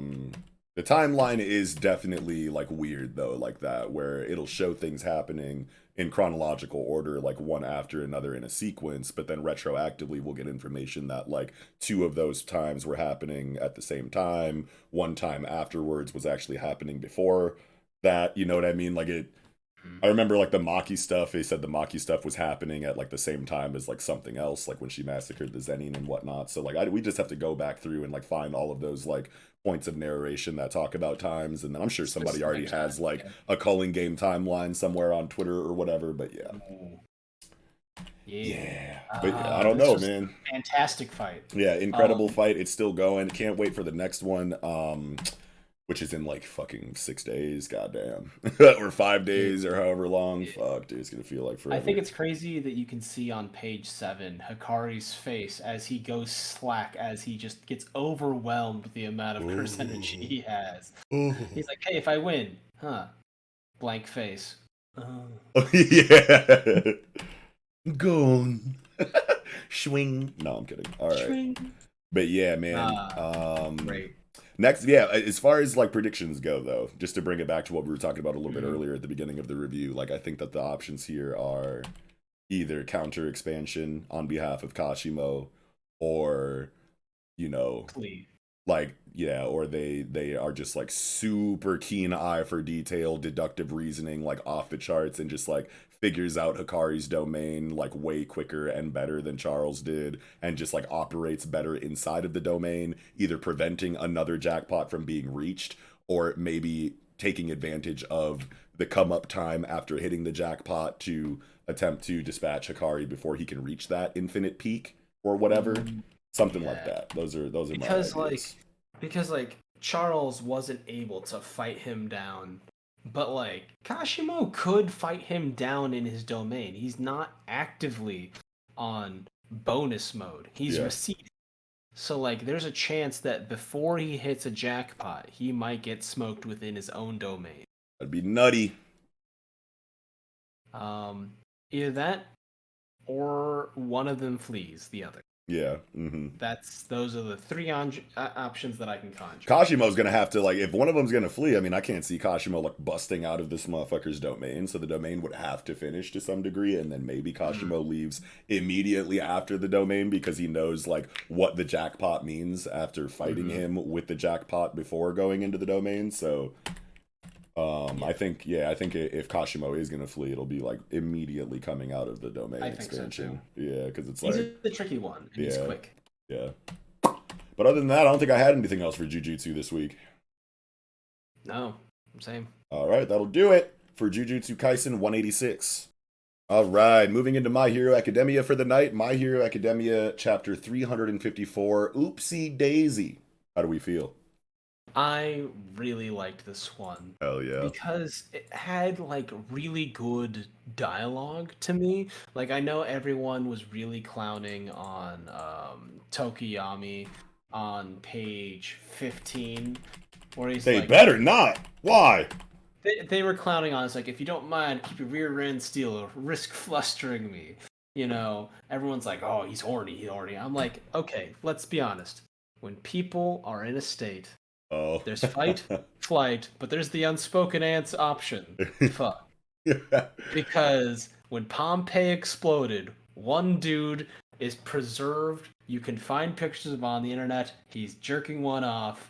As like he died in a volcano like lava slide. And he is perpetually holding his penis in the Oh afterlife. my god. And it's just like, you know what? I get it. Yeah. I get it. There was that one scene in the beginning of Kengan Ashura too, when like his manager or whatever meets him for the first time, and Oma like bodies this dude who dude thought he had no chance against or whatever, and his malicious aura and just overwhelming dominance of this dude shook this man to his core, to the point where after he left the situation, his body was in like a fight or flight response of like adrenaline and endorphins, to the point where he instantly went to go procreate. Hadn't had sex in like who knows how long, bought a hooker or something, and then like just went. I don't even think it was a hooker. I probably shouldn't say that. I think it was like his wife or something. I don't remember. It's been a while. Anyway, but he literally just out. went to go bust a nut because of like how fucking scared he was in that moment. Yeah. And you're facing all for one, okay? Yeah. Yeah. Tell me that's not the... I'm not saying he's right. I'm just saying it's reasonable. That's okay? a hilarious justification, though. Yeah, like that's like a funny option. Yeah. And I'm just like, you know what? Yeah. It's not actually unreasonable. There's been several instances in history where that's just like, you know Yeah. what, valid, Yeah. valid. Yeah. Um, I guess but I yeah, no, forgot that All for One's mask was like life support, probably because of like how often I've like seen him without the mask, seeming to operate like just fine or whatever. So yeah, maybe he's just like on shows really borrowed time without the mask on. Maybe it's just a Darth Vader reference for the sake of it. That's what I thought. I guess, but apparently this actually is a life support like situation. There's probably hella dialogue in the story that there's confirms that there's or whatever. I just there's a bunch of forgot. dialogue that Yeah, confirms that he has that, but like whenever he's gone into combat, yeah, he he's has always like had it. the Darth Vader mask. Hmm. Like when he escapes Tartarus, when he's just living his life, he still looks like Mr. Potato Head. Like Yeah. it's just like, okay, cool. And this one is like a reinforced helmet. Like this is his best combat helmet Hmm. as far as he's concerned. Like Yeah. but at the same time, is it better than his last one? Because he built the last one to face All Might, right? Whereas this one looks a little more stylish. So, like, did he trade a certain amount of functionality, For fashion, flavor. because he's so vain? Yeah. Yeah, I don't yeah, no, hey, no, that's a cool thought. That's tight to think about. Yeah, I guess I because never like, really thought about the design of now that I think about it, I think I did know that this was a different helmet than the one that he had versus All Might or whatever. yeah, But I because you guess I can just see didn't it think about that. on page one, the first one that he had, Yeah. and then Right. That's the first one. Yeah. yeah, and then this one's sleek, like Yeah. It's got more it. to it. It's got like, some shit on the shoulder, like coming from the shoulders, Yeah, like all the he's got way like up to the top of pauldrons the head. out Yeah. of it. What'd you say? Um, he's got like pauldrons and like he's got like there's a thing in so on page 8 you can sit like when he hit devastates endeavor the parts that are right here that's called the gorget. It is a Okay. part on like the knight's armor that is meant to protect the neck. Okay. So I can see that he's like got layers there to reinforce his neck, um, which I think is really interesting. Um, Yeah, I'm trying to think of where I've seen like armor like that. I mean, I know you said it's knight armor or whatever, so it's like probably all over the place. But if for some a reason, touch. looking at that looking at this panel on page 8, while you said that, made me think of fucking Rain the Conqueror. I don't know if you remember that anime, but it was like Yeah, that was the wolves, right? no, I don't remember wolves, but it was like a fucking like neo futuristic kind of take on Alexander the Oh no, Great. not this one. No, I Yeah, didn't. where they had like this like weirdly, erotic kind of like combat gear and then put like extra armor like over it or whatever for the big Yeah, fights. I just remember it being like, damn, this dude's like basically just wearing like a nut cup and a fucking halter top to battle. Like holy shit. But I remember like bigger like, enemies and like knights or whatever having that gorget shit or whatever going on. I don't know why I just thought of Reign the Conqueror. It's been a long time since I've even thought about that shit. But that's anyway, fair. shout out He to was anybody who's seen Reign the Conqueror. Because we were up at 3 congratulations. a.m. like on fucking, Toonami After Dark or like Adult Swim or whatever watching that shit back in the You day. blockbusters using ass motherfuckers. Hey man. I had to get it wherever I could get it back then. There wasn't no internet Exactly. I like it was is stuck with a today. video warehouse. Yeah, the I internet was was a stuck with a video fucking warehouse. It wasn't even a blockbuster. yeah, Shit. yeah, blockbusters and shit like that. Fucking like watching episodes of anime in 3 parts in 240p on like old school YouTube. Yeah, that was like as good as it got. Otherwise, you might as well just wait for the TV guide to hit you with your faves. Yeah. Yeah. Yeah. Oh But anyway, man. There is a line of dialogue that I thought was really interesting in the fact that like um page 7, bottom yeah. left hand of page 7. The thing about me is when I come across fertile ground, I can't help but sow seeds. Turns page. You never did find Toya's body, did you? Mm. And that hurt. Oh man, like you could see Endeavor's pain, like that. Like Yeah. just reading that line gave me Yeah. chills. I did Um, everything. It's like, oh and the thing no. is, like we've talked about how AFO is like groomer extraordinaire for Mm-hmm. like supervillains Mm-hmm. because he had an entire orphanage dedicated to random unwanted unloved kids um to like use for spare parts or spare quirks Yeah. and like the Nomu and stuff or just to hold on to them and cultivate them. He wanted Toya. He wanted like I feel like he gave um Tenko Shimura. I think he gave Shigaraki his decay quirk Mm. and basically caught like probably like Damn. exacerbated the things that were driving his dad nuts and like encouraging him, like driving Oh him and man. trying like, oh, you're already beating up your kids? Cool. So if I put on the screws at your job and cause the other companies to make your job worse, Oh Jesus. you'll do it. And Yeah. eventually, then all I have to do is just pat this kid on the back, give him decay, he's home, you beat him up, he doesn't like it, and then you're nothing. Yeah, wow. I guess I didn't really think about like the possibility that he could have completely engineered all of fucking Shigaraki's I existence or whatever as we know it in this story because like I can't remember My Villain Academia too well off the top of my head, but I'm pretty sure the way that they presented it was Tenko's quirk manifested and he like killed his dog on accident or some shit. Then his like sister or mom came in the room and was like, "What did you do to the dog?" And he was like, "Oh my god, mom!" And then like accidentally like killed her or maybe yeah, sister or whatever. Then dad came in and by that point he was like, "No, I like killing people," Rah! And then killed his fucking dad because he was shitty yeah. anyway. At that point, he was just like, "Fuck it." There's But moments where I'm like, did he give Shigaraki decay? well, that's what I was Because going to say is that I could have sworn that after all of that I just described from MVA, I think that is when the story told us that, you know, All for One approached him after that point.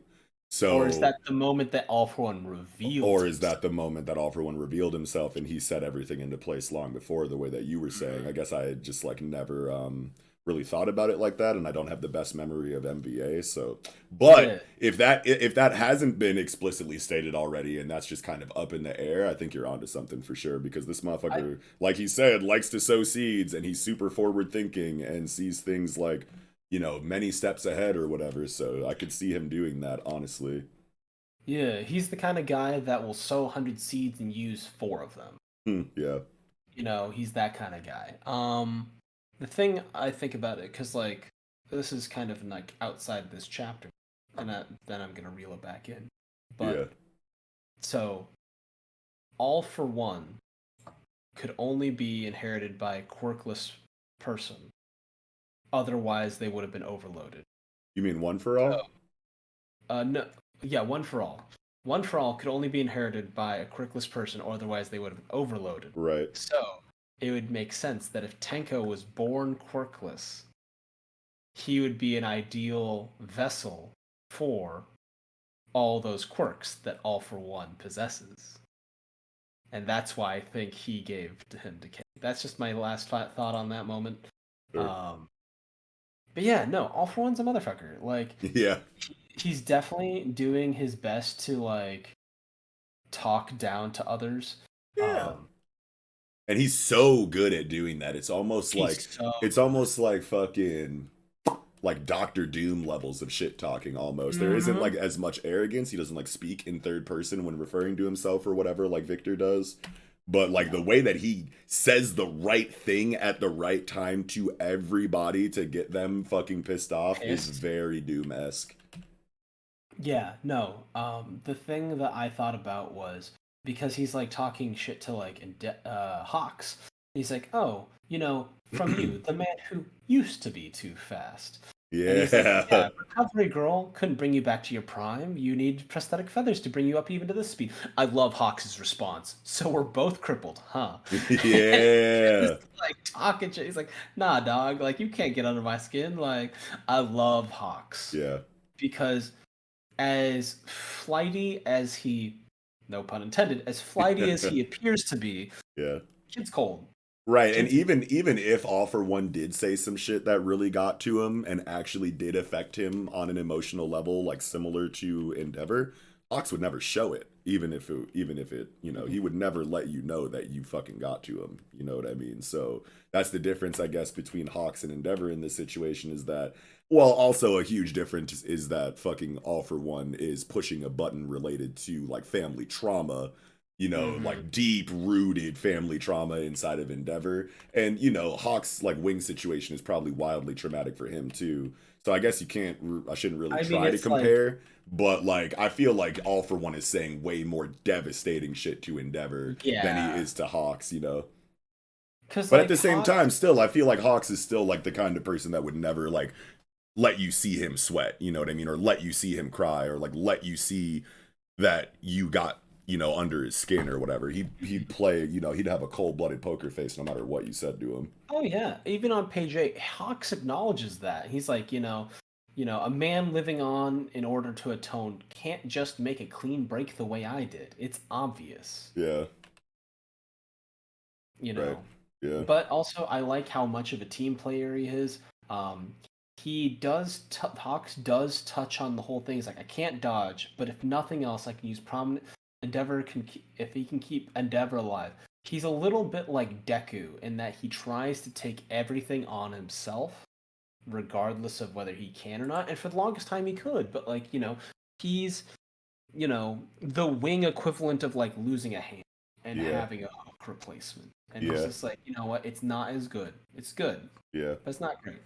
And it's Um, crazy for Endeavor's arc too to like become number one hero like you always wanted, and then like the only caliber, suffer. it well only suffer, but then also like the caliber of villain is just like at base like way crazier in society than it was when like All Might Mm, was like cooking. You know what I'm saying? Because it's like yeah, All Might had to deal with All for One and whatnot too, but like in general, you know, All Might was people kind of hate. All Might was yeah, All Might was like in the streets when like villainy like wasn't as organized and you know rallied as it is now. You know what I mean? Mhm. So like you got days, weeks, months at a time where All Might was just coming through and low diffing all villain activity in his area and looking so cool while doing it. And that's probably like Endeavor, like, man, I'm gonna get there one day, man. I'm gonna get all this glory, I'm gonna get all this attention, I'm gonna get all this praise, just like you. I'm gonna usurp that number one spot. Watch. And then All for One comes back. All Might fucking gives everything to defeat him that time, steps down, gives Endeavor number one hero, and then all of Society Endeavor's collapses. conflicts have been insane since then. Like, versus the fucking hooded Nomu almost died. High ends Versus or yeah, low high. high end hooded Nomu almost fucking ended his shit. First fight as number one hero. You know what I'm saying? Then And right that's into with the help. yeah, and that was with help. And then right into the Paranormal Liberation Front conflict against Shigaraki. Almost got fucking worked there. Did get worked. Almost died there. And then immediately into this conflict with All for One. And even when it wasn't like super dire and drastic like that, he had another little skirmish like conflict with that motherfucker who like kidnapped Natsu and he like fought him. End. Yeah, Yeah. end versus Endeavor and like Todoroki or younger Todoroki and Deku and Bakugo and shit. Like that was like Mhm. a crazy emotional situation for him too because of End's, you know, fucking hatred for Endeavor because of whatever shit back in the day and he like took it out on his kid. This motherfucker didn't have a normal villain's ass to whoop at any point in time as the number No, one hero. no, It's just every been single time. And yeah. like and then like his own son is just like, "Yes, I'm going to ruin your public image. You will Yeah. have zero public accolades. Hmm. Also, I have Gigantomachia. You can't do shit to me."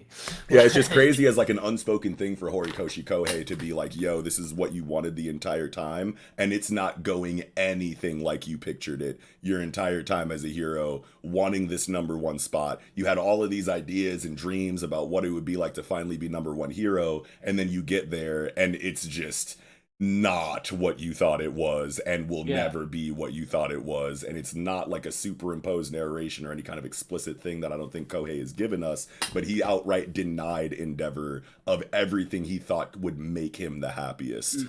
You know what I mean? Like And throughout this entire story, and it's like if he's not fucking repenting enough for what he's put his family through immediately on the page, you have that unspoken between the line kind of thing going on as well, and it's just like damn.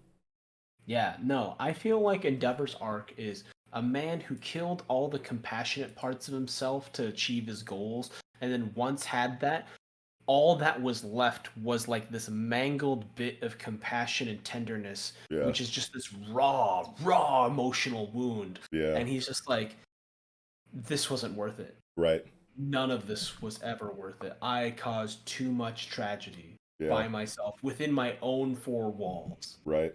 Well said. It's like a super dark, you know, character arc, you know, progress that we like kind of like talk about where you have It's like the this reverse Batman. He it's doesn't love those kids. yeah, I mean, but he it's does, but also he like does. I feel like we've been talking a lot about like, you know, character arc structure in the form of like selfish want being replaced by life experience that shows you the Mhm. need that you always should have been striving for that makes your previous selfish want look childish to you by the end of your arc or whatever. And it's like that's Mhm. happening for fucking Endeavor, but like in just the saddest way possible for him. I find it very, very satisfying. I Yeah, hate yeah, it, yeah, but I'm yeah. so satisfied with his arc. Yeah, like it's. Uh, I'm not gonna lie to you, man. Like I thought Endeavor was just as big of an asshole as everyone else did when his character mhm. was introduced. Then we get his pathos. Then we get his dimensionality. We get his depth. We get his growth. You know what I mean? Like from that point, and I'm like, yeah, well, well, all this fucking shit you're going through was totally coming to you, man. Like, I'm glad that you're fucking getting the shit end of the stick after how crazy you were acting at the beginning of the series, and then like after so much you know, downfall of Endeavor where he just keeps getting the shittiest luck and like the most terrible fucking reveals and like just like the saddest shit happening to him. After a while, I was like, okay, I don't know, man. Has Endeavor suffered like enough? Like, you're just gonna keep it going? Like, now I kind of feel bad for this motherfucker. You know what I mean? Like, I'm at a point now where I was like, yeah, suffer. That's what you get. And now I'm like, okay, That's enough suffering. yeah, I'm like, all right, That's like enough let him chill, suffering. like let him chill a little bit, like now, like come Mercy, on, yeah, mercy. exactly, like he's already dead.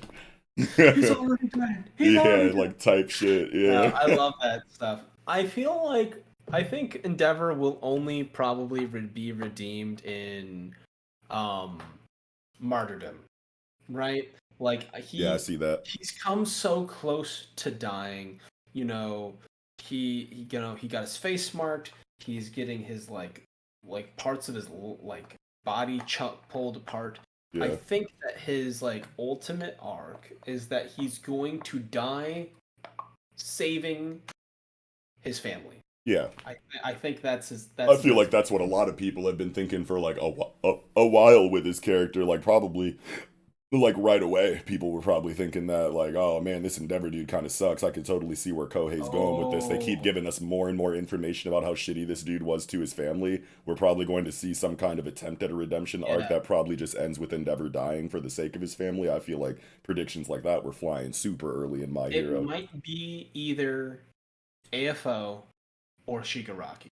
Yeah. Those are the two people that I think that he would do a full martyrdom Well, we for. still got Dobby in play too. Well, not we don't know that we still have Dobby in play, but someone like brought up the idea. I think we actually even talked about the possibility that he could be fucking like Voltorb, like self-destruct situation like going on or whatever, because he had that crazy light coming from his chest. There's a bunch of ideas for like what that light could possibly mean, but I think I like at thought the it was very like what, least, like his heartbeat or like the yeah, warmth of life. That yeah. was like he's still like a smoldering ember. He still hasn't died out yet. Yeah, and like even if it's just that, like whatever, but like at the worst case scenario, he's a fucking time bomb and he's about to fucking self destruct or whatever. And if Shigaraki or All for One doesn't kill Endeavor, I could see him like going to go jump on the grenade that is Dobby and just dying together with Dobby.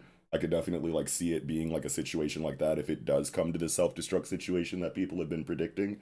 I Mhm. can definitely see because it's like, does it even feel good for All for One to die to, or I mean, for Endeavor to be killed by All for One or Shigaraki? Like, sure, it makes sense considering the circumstances that they're in right now, but like narratively and like poetically, like, does that feel right? You know what I mean? Like, if anyone's going to kill Endeavor, I feel like it would be or should be Dobby. You know what I mean? Mm. Oh, Because, like, wait you a know, the sec. chickens always come home to roost type shit.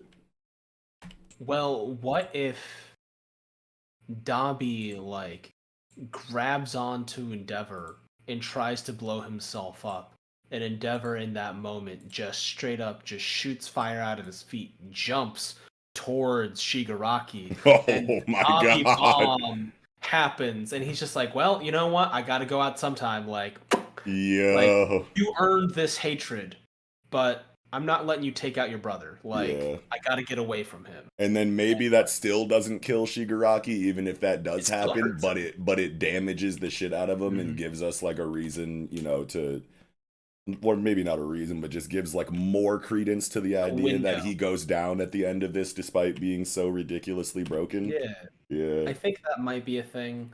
Personally, that's my personal hope. yeah. Um, this was a really good one. Yeah, This was a I love the great heartbeat chapter. wall. Yeah, I love Jiro and Tokoyami coming in with the heartbeat wall to blast that crazy fucking hand I love blast. that she finally got a tool that like makes your earphone jack super cool. Like it makes so much sense, and I Yeah. never predicted this. And I'm like, I feel a little dumb. Well, I'm pretty sure we've And she seen the got heartbeat speaker. wall technique from Jiro before, but I think it's just amplified to Yeah, with like the a speakers. super drastic level with the speaker situation that she has I coming love from the them. earlobes. Yeah. Yeah, that's I super love that. tight. I like I like her response to AFO's shit talk, where he's just like, in the old comic I used to read, there were jobbers.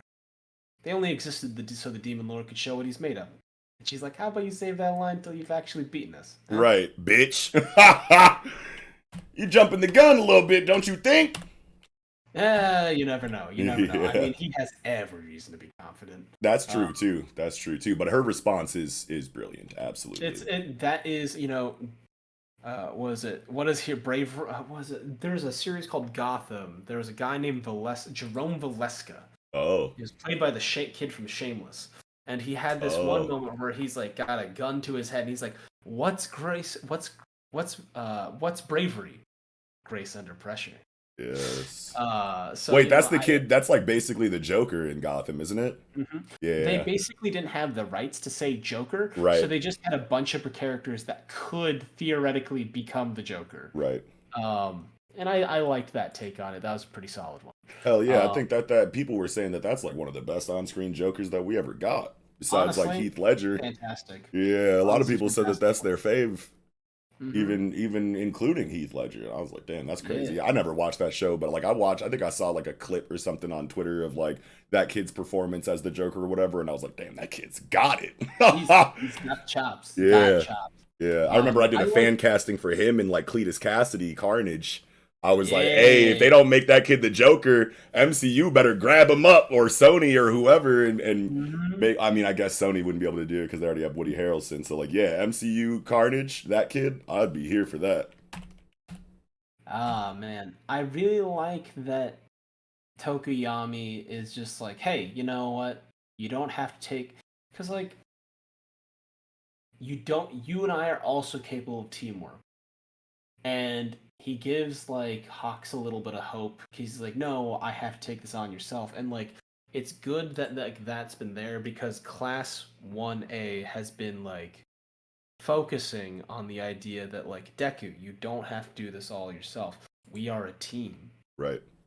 We're peers. And Yes. then also like they've graduated into superhero society, and so even though they're young, they're kids, they're reaching out to these superheroes who are struggling, and they're like, no, no, no, we may be kids, but we're peers. Like, Hell yeah. I don't care if I'm 20 years younger than you. We're peers. Like, let's do Right. this. Yeah. So I really like that part. I think that's all I really have to say about this particular chapter. Yeah, yeah, we can go into 355. I gotta shout out the Oopsie Daisy panel on fucking page 10 because that drawing is fucking beautiful. The damage is well represented. The fucking Brutal. design of this, like, you know, body horror hand The hidden attack is face. just fire. Yeah, like that crazy mouth face finger amalgamation drill skeleton finger attack is just nuts.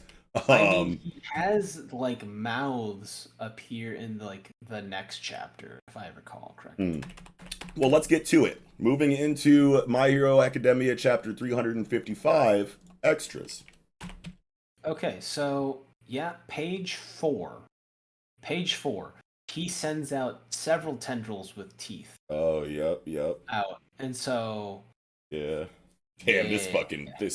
this page is nuts. perspective wise, especially Oh that yeah. bottom panel with the mouth coming in with the motion blur in the Hmm. foreground is just like so good. Oh, it's so good. And then the fact that like she's pulled by her jacket and Hawks's feathers. Yeah, It's like Hawks. I love that Hawks, even though he's not his peak speed, he's still so strong. Like as like a battlefield commander. yeah, You know what I mean? He's got the cool headedness, he's got the wherewithal, he's got the reaction time, and a good like sense of battlefield awareness where yes, he's like because like Jiro couldn't react to AFO's counterattack, but Hawks did right, before he even got there. Like yeah. he's in He was on the reaction to way. his attack. Yeah. He's already there. And I'm like, I love that. That's great. That's a great And he's balance. super efficient with it too. Like no time wasted. Like Jiro is getting attacked. The fucking feathers come to save her. And then as All for One notices that Hawk saved her with the feathers, he's right there with the fucking like swirling katana attack to the face. Like all in one moment seemingly. You know what I mean? And it's Mhm. just like, damn, bro, you're on top of it. No, I love that. Yeah. Yeah, no, this is good shit. It's crazy how we got to talk about this panel on the first page, Endeavor's face. Oh, absolutely. Even though this is like a fucking crazy situation that like is supposed to be taken seriously, like this panel of Endeavor on page 1 next to the Dobby panel is just like made me bust out laughing when I read this shit for the first time. I was like, damn, they drew it. Like this is such a funny expression to me. I don't know why. It reminds me of like yeah, it reminds me of like I don't fucking know, like some kind of like I don't even know what it reminds me of, but it's funny. Anyway, I had Oh to yeah. comment on that. Oh, absolutely. I think it's interesting because like Shoto has black and white hair. Toya has white hair. Endeavor has black hair. And like Shoto's whole, Toya is half dead, and Endeavor is like 3/4. Like Yeah, he's not looking good. right. Yeah, Uh, it's rough for Buddy, and I love how Kohei gave him so much like recuperation time. Like he takes such a drastic attack to the torso, falls over, writhing in pain, probably also thinking about his fucking family, which self-loathing. adds to the expression that he's giving or Hmm. whatever and then he gives him two panels where he's like, I gotta get up, and then falls down again. Stark white background, so you can just see Endeavor focusing on exactly what he's going through. And it's just Hmm. very well represented by Kohei. And he's always been good about shit like this, but I had to highlight it. I like that Endeavor calls Tokoyami and Hawks the foul duo. And the fact that like they're birds, but also just like, that Yeah. foul duo got in my way. Yeah. Draft. Yeah. Curses. Um, Harangued by this foul duo. yeah, I love that. It's so cheesy, Yeah. presumptuous, you know. Yeah. It just feels like textbook supervillain dialogue, which I Yeah. just love seeing inside of My Hero Hmm. Academia, considering how like, you know, a lot of this stuff is like not standard by any means inside of the things that are clearly inspirational from the West. Like Kohei tends to take that and go pretty deep into it. Nothing really is too face value when it comes to like Western comic book references. But like that line of dialogue is just like so like textbook villain. And then also the scene when Deku busts into the fucking like warehouse thinking All for One is there, and it's just like Hmm. a TV where he's like, haha, now Batman, I've lined the city with explosives. You thought you were gonna find me here in my hideout, you know what I mean? Like that kind of Psych, like scene. bitch. Yeah. What? Ooh, man. I just realized page so I love the hype on page 6 with Jiro Yeah. just being like, you're telling me that Medora and Aoyama, this was the threat looming over you? Yeah. And then like the idea of a hero is someone who sees overwhelming odds and still manages to act grace under pressure, etc. Yeah. Um, because he's like, oh, she's trembling, poor girl. Um, page 9 her earlobe has That been was ripped so off. crazy. And like it's like some of the craziest damage, bro. Like whole ear gone. Like that's a big deal for a character whose For quirk her. For comes from the her. ears. Exactly. You need to do this though, right? Because it's like Jiro and Tokoyami are not even close to the caliber Young. of capability as like Deku or Todoroki, Shoto, or like Bakugo. You know what I mean? And they would even have a really tough time in this situation, you want to assume. So Jiro being Hmm. here with Tokoyami is a cool point of hype, but I would remember being like, what are you doing here, lady? Like, what are either of you doing here? I know you got to be here because it's like, big conflict, you want to help or whatever, but it's like You've been assigned the this, yeah. gap is insane between In Jiro and Tokoyami and All For One. So you have to show All For One's effectiveness and competence to hmm some degree that makes it make sense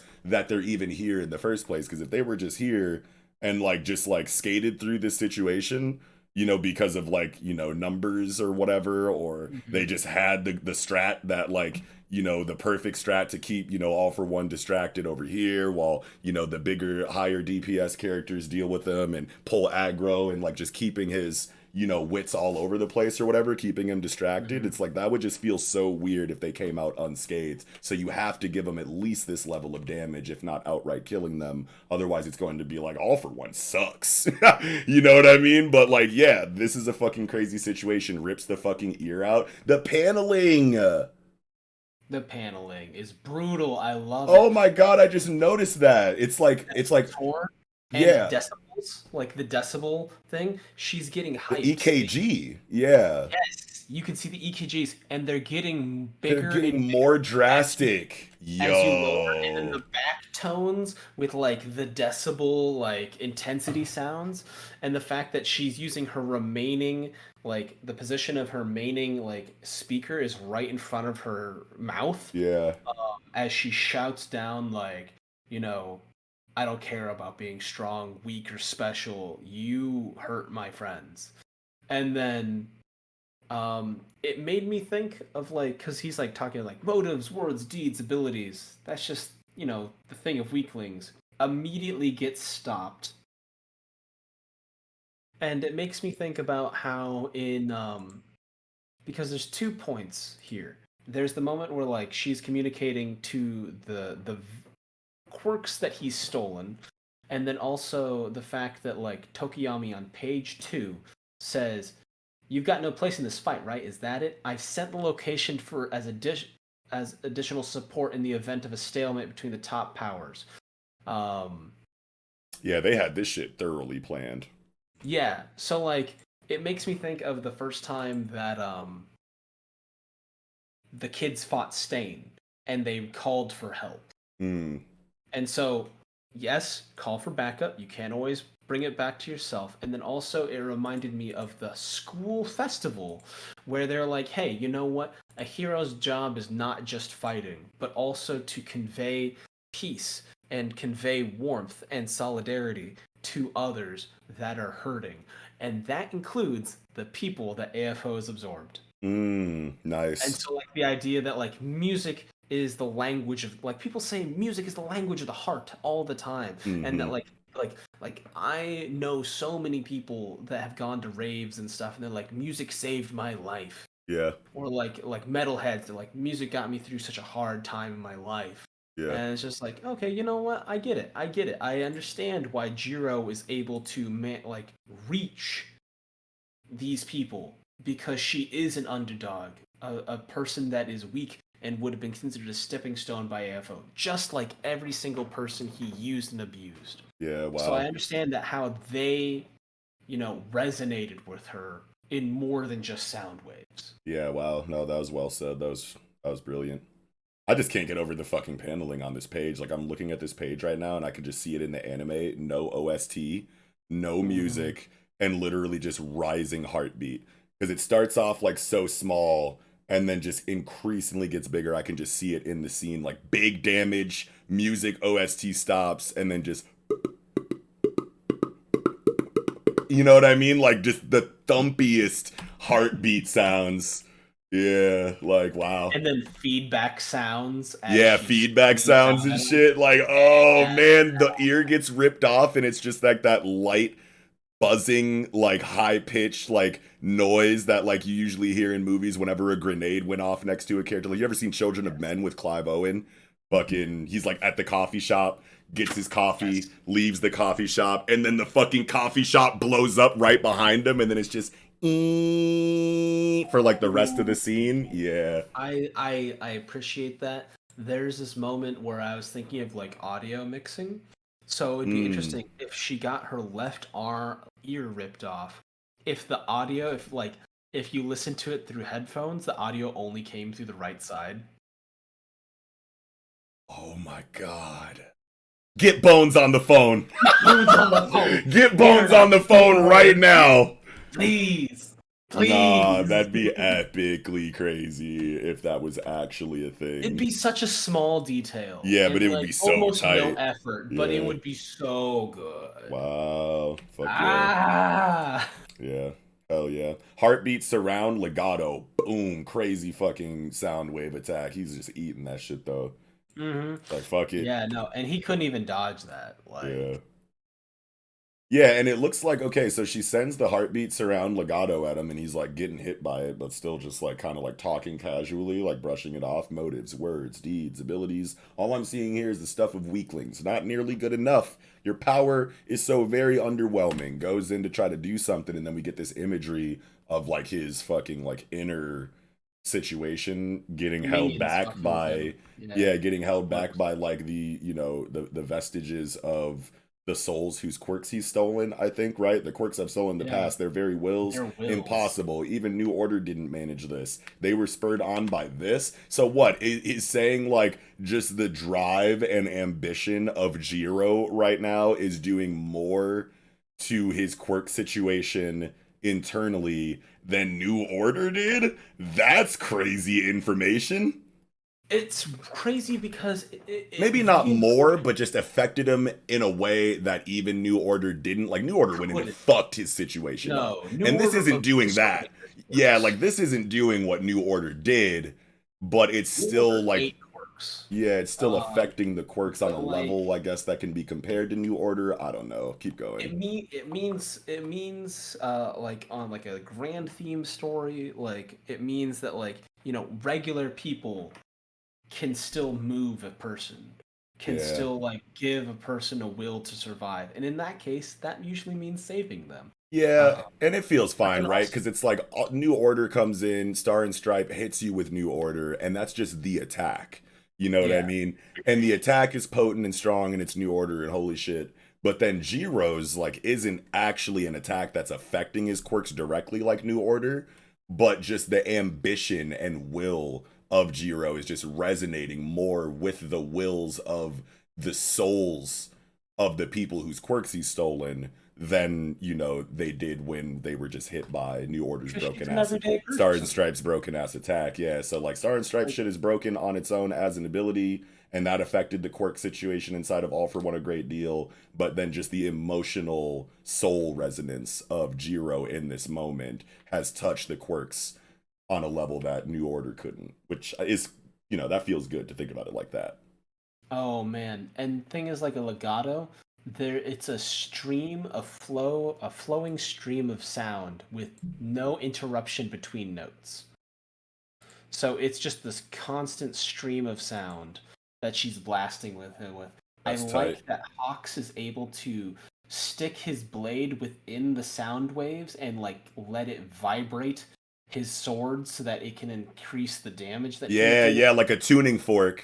Yeah, I So love good. that. That was Yeah, so cool. I love the little baseball smash that he does yeah, to break open the helmet with the yeah, flight feather blade. I was yeah, like, so good. hell yeah. Yeah, this is like, you know, fucking Black Bolt fighting style, right? He's got the tuning fork on the head, he's got the quasi-sonic voice. He like Hmm. makes a grunt or something like that that like starts the initial vibration and then takes that like cascading frequency and like channels it through the rest of his body to like give him crazy like Hmm. vibrational hand-to-hand combat or whatever. Yeah, Yeah. that's super tight. I love that they. I just like. it just speaks to me. It's not about the quirks because, like, I like that AFO because he's never considered people, right? Right. He's never considered the wills of people. He's only considered the weaknesses of an individual person, Nice.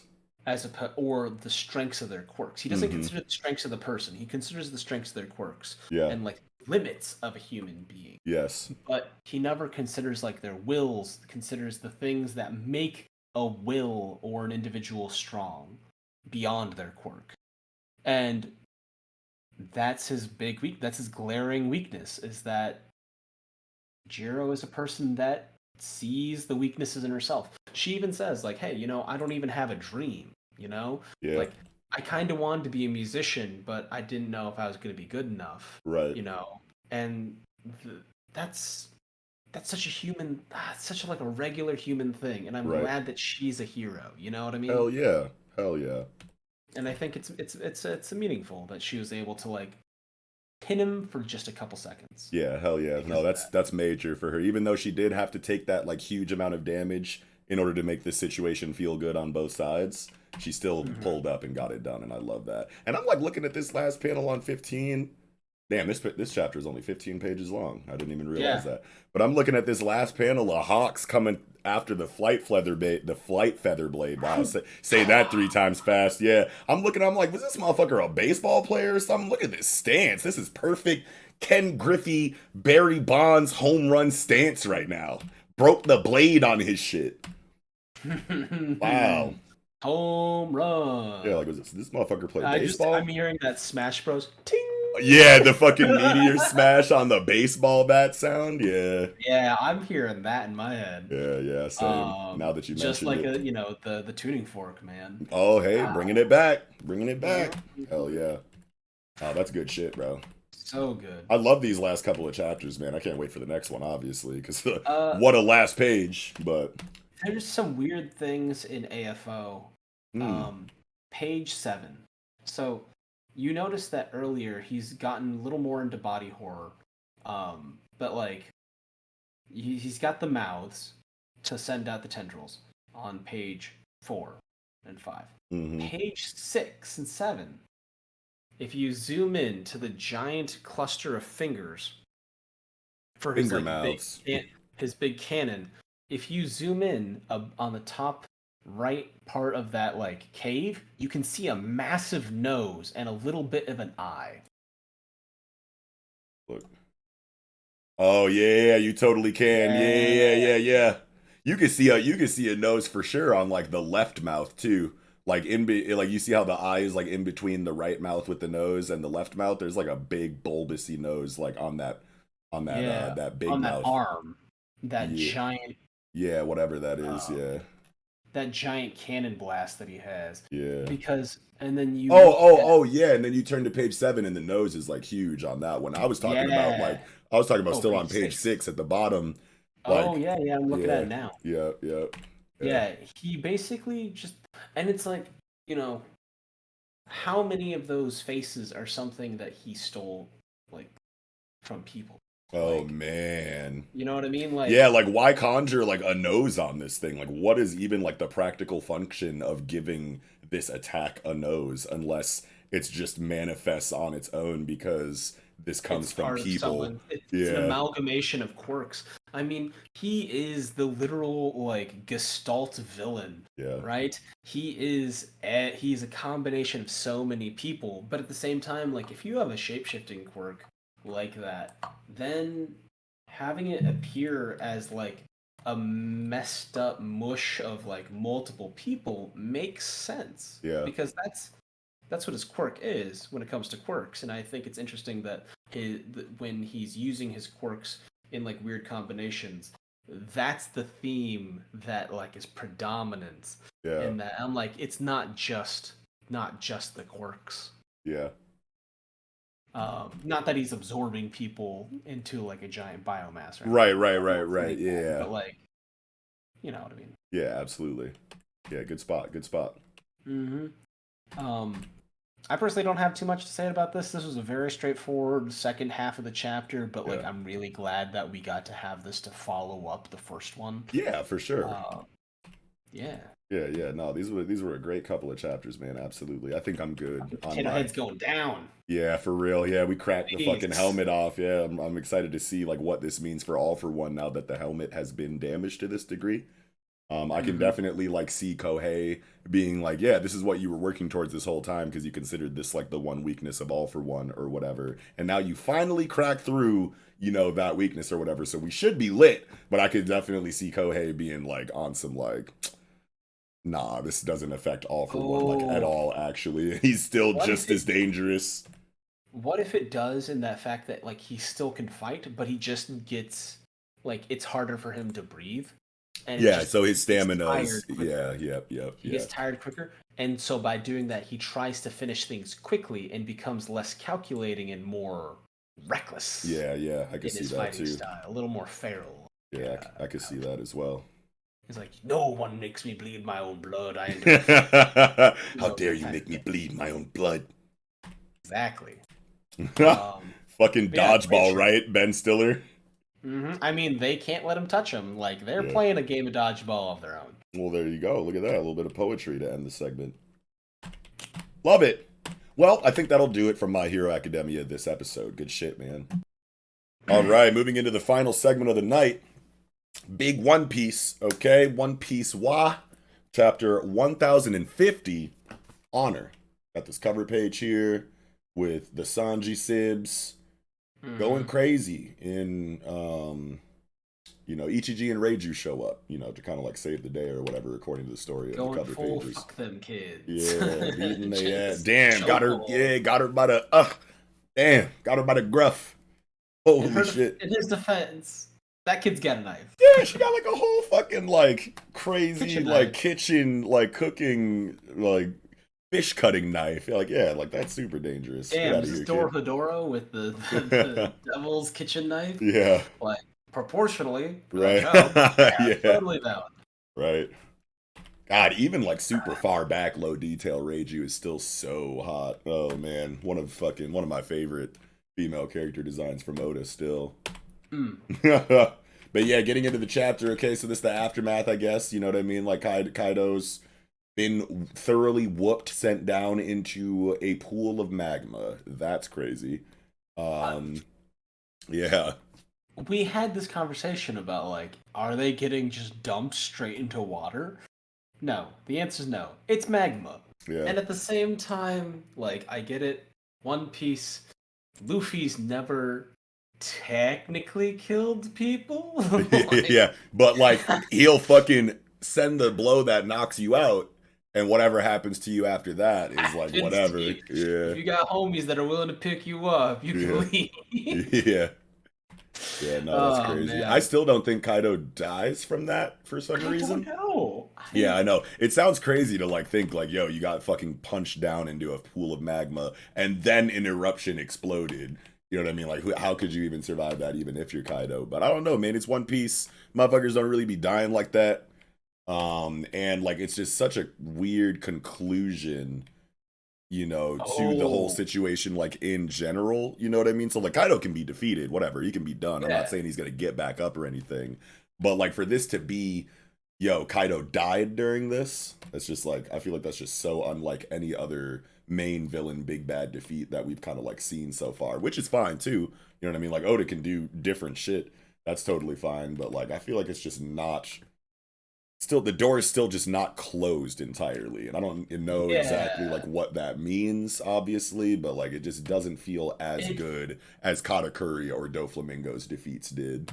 yeah, no, now that you say it, it's like when you try to explain the difference between like nude art and porn and you're like I can't explain the difference but the difference is there and you know it Yeah. you you don't look at like this is a tasteful nude and I'm like this is porn Yeah. like there's Yeah. like it's a weird thing because like I am very much like a pro sex work all art is like everything is effectively art Hell like yeah. what we're doing is a form of art Sure. not like it's super lofty, but like, Yeah, what life yeah. is life, Hey, anything that moves you is art.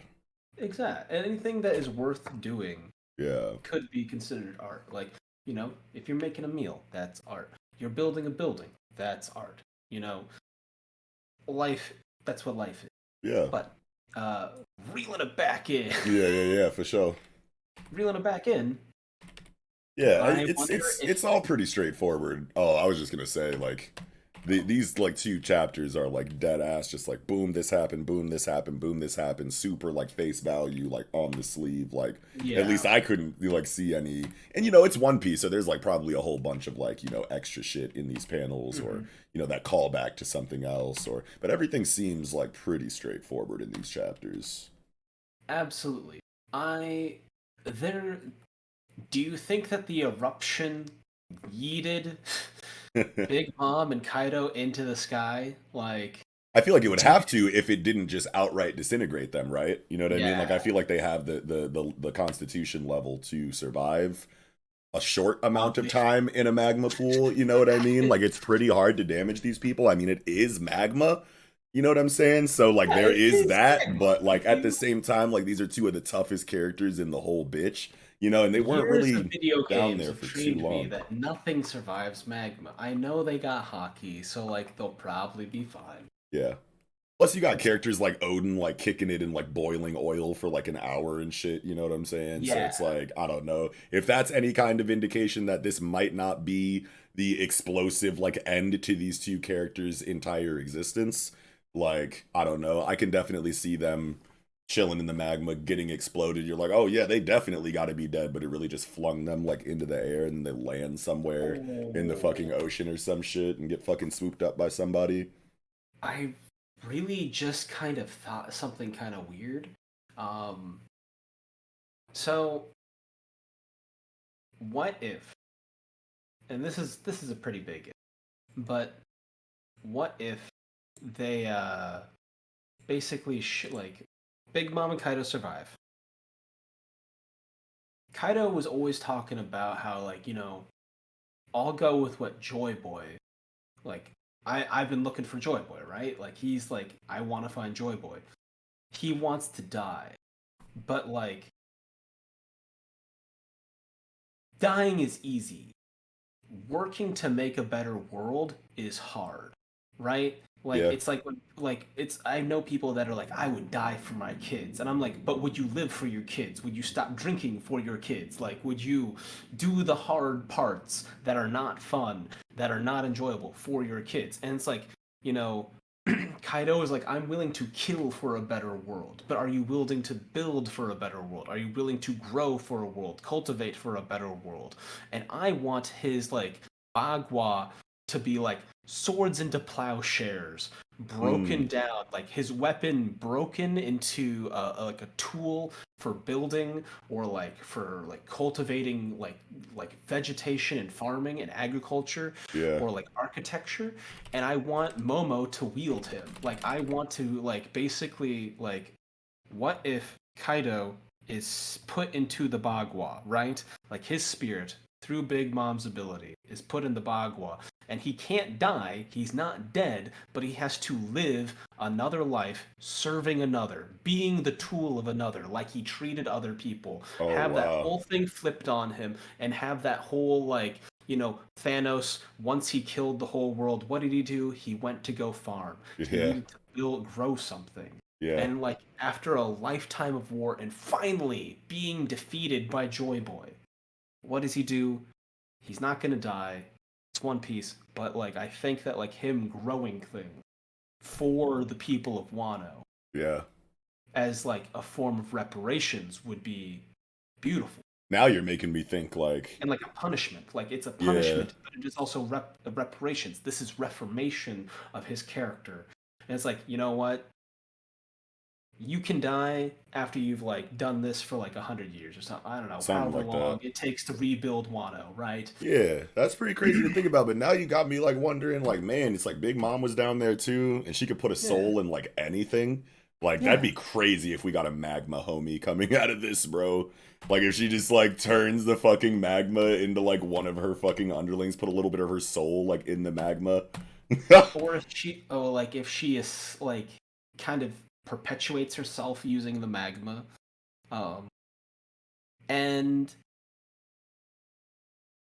if she's able to control the magma plus water equals land, could she expand Wano? Oh damn, that's a pretty crazy thing to think about. I mean, like, would Like, she? Like, why would she do that though? yeah, exactly. That's more of like a theory crafting thing, more in a Yeah, vacuum, as opposed to something that I actually expect. right. The part that I want Kaido to be like, I want his weapon or himself to be put to work to rebuild Wano is something that I definitely want, and I think would be extremely impactful. Yeah, I Because don't like know. I'm I kind of see like in the camp that like Blackbeard is like close by or some shit, and he like and got it word of this or yoinks him. something, and he's like pulling up to like to get his like devil fruit or something like that. I heard somebody say that like a while ago, and I was like, damn, that's like got to be what happens.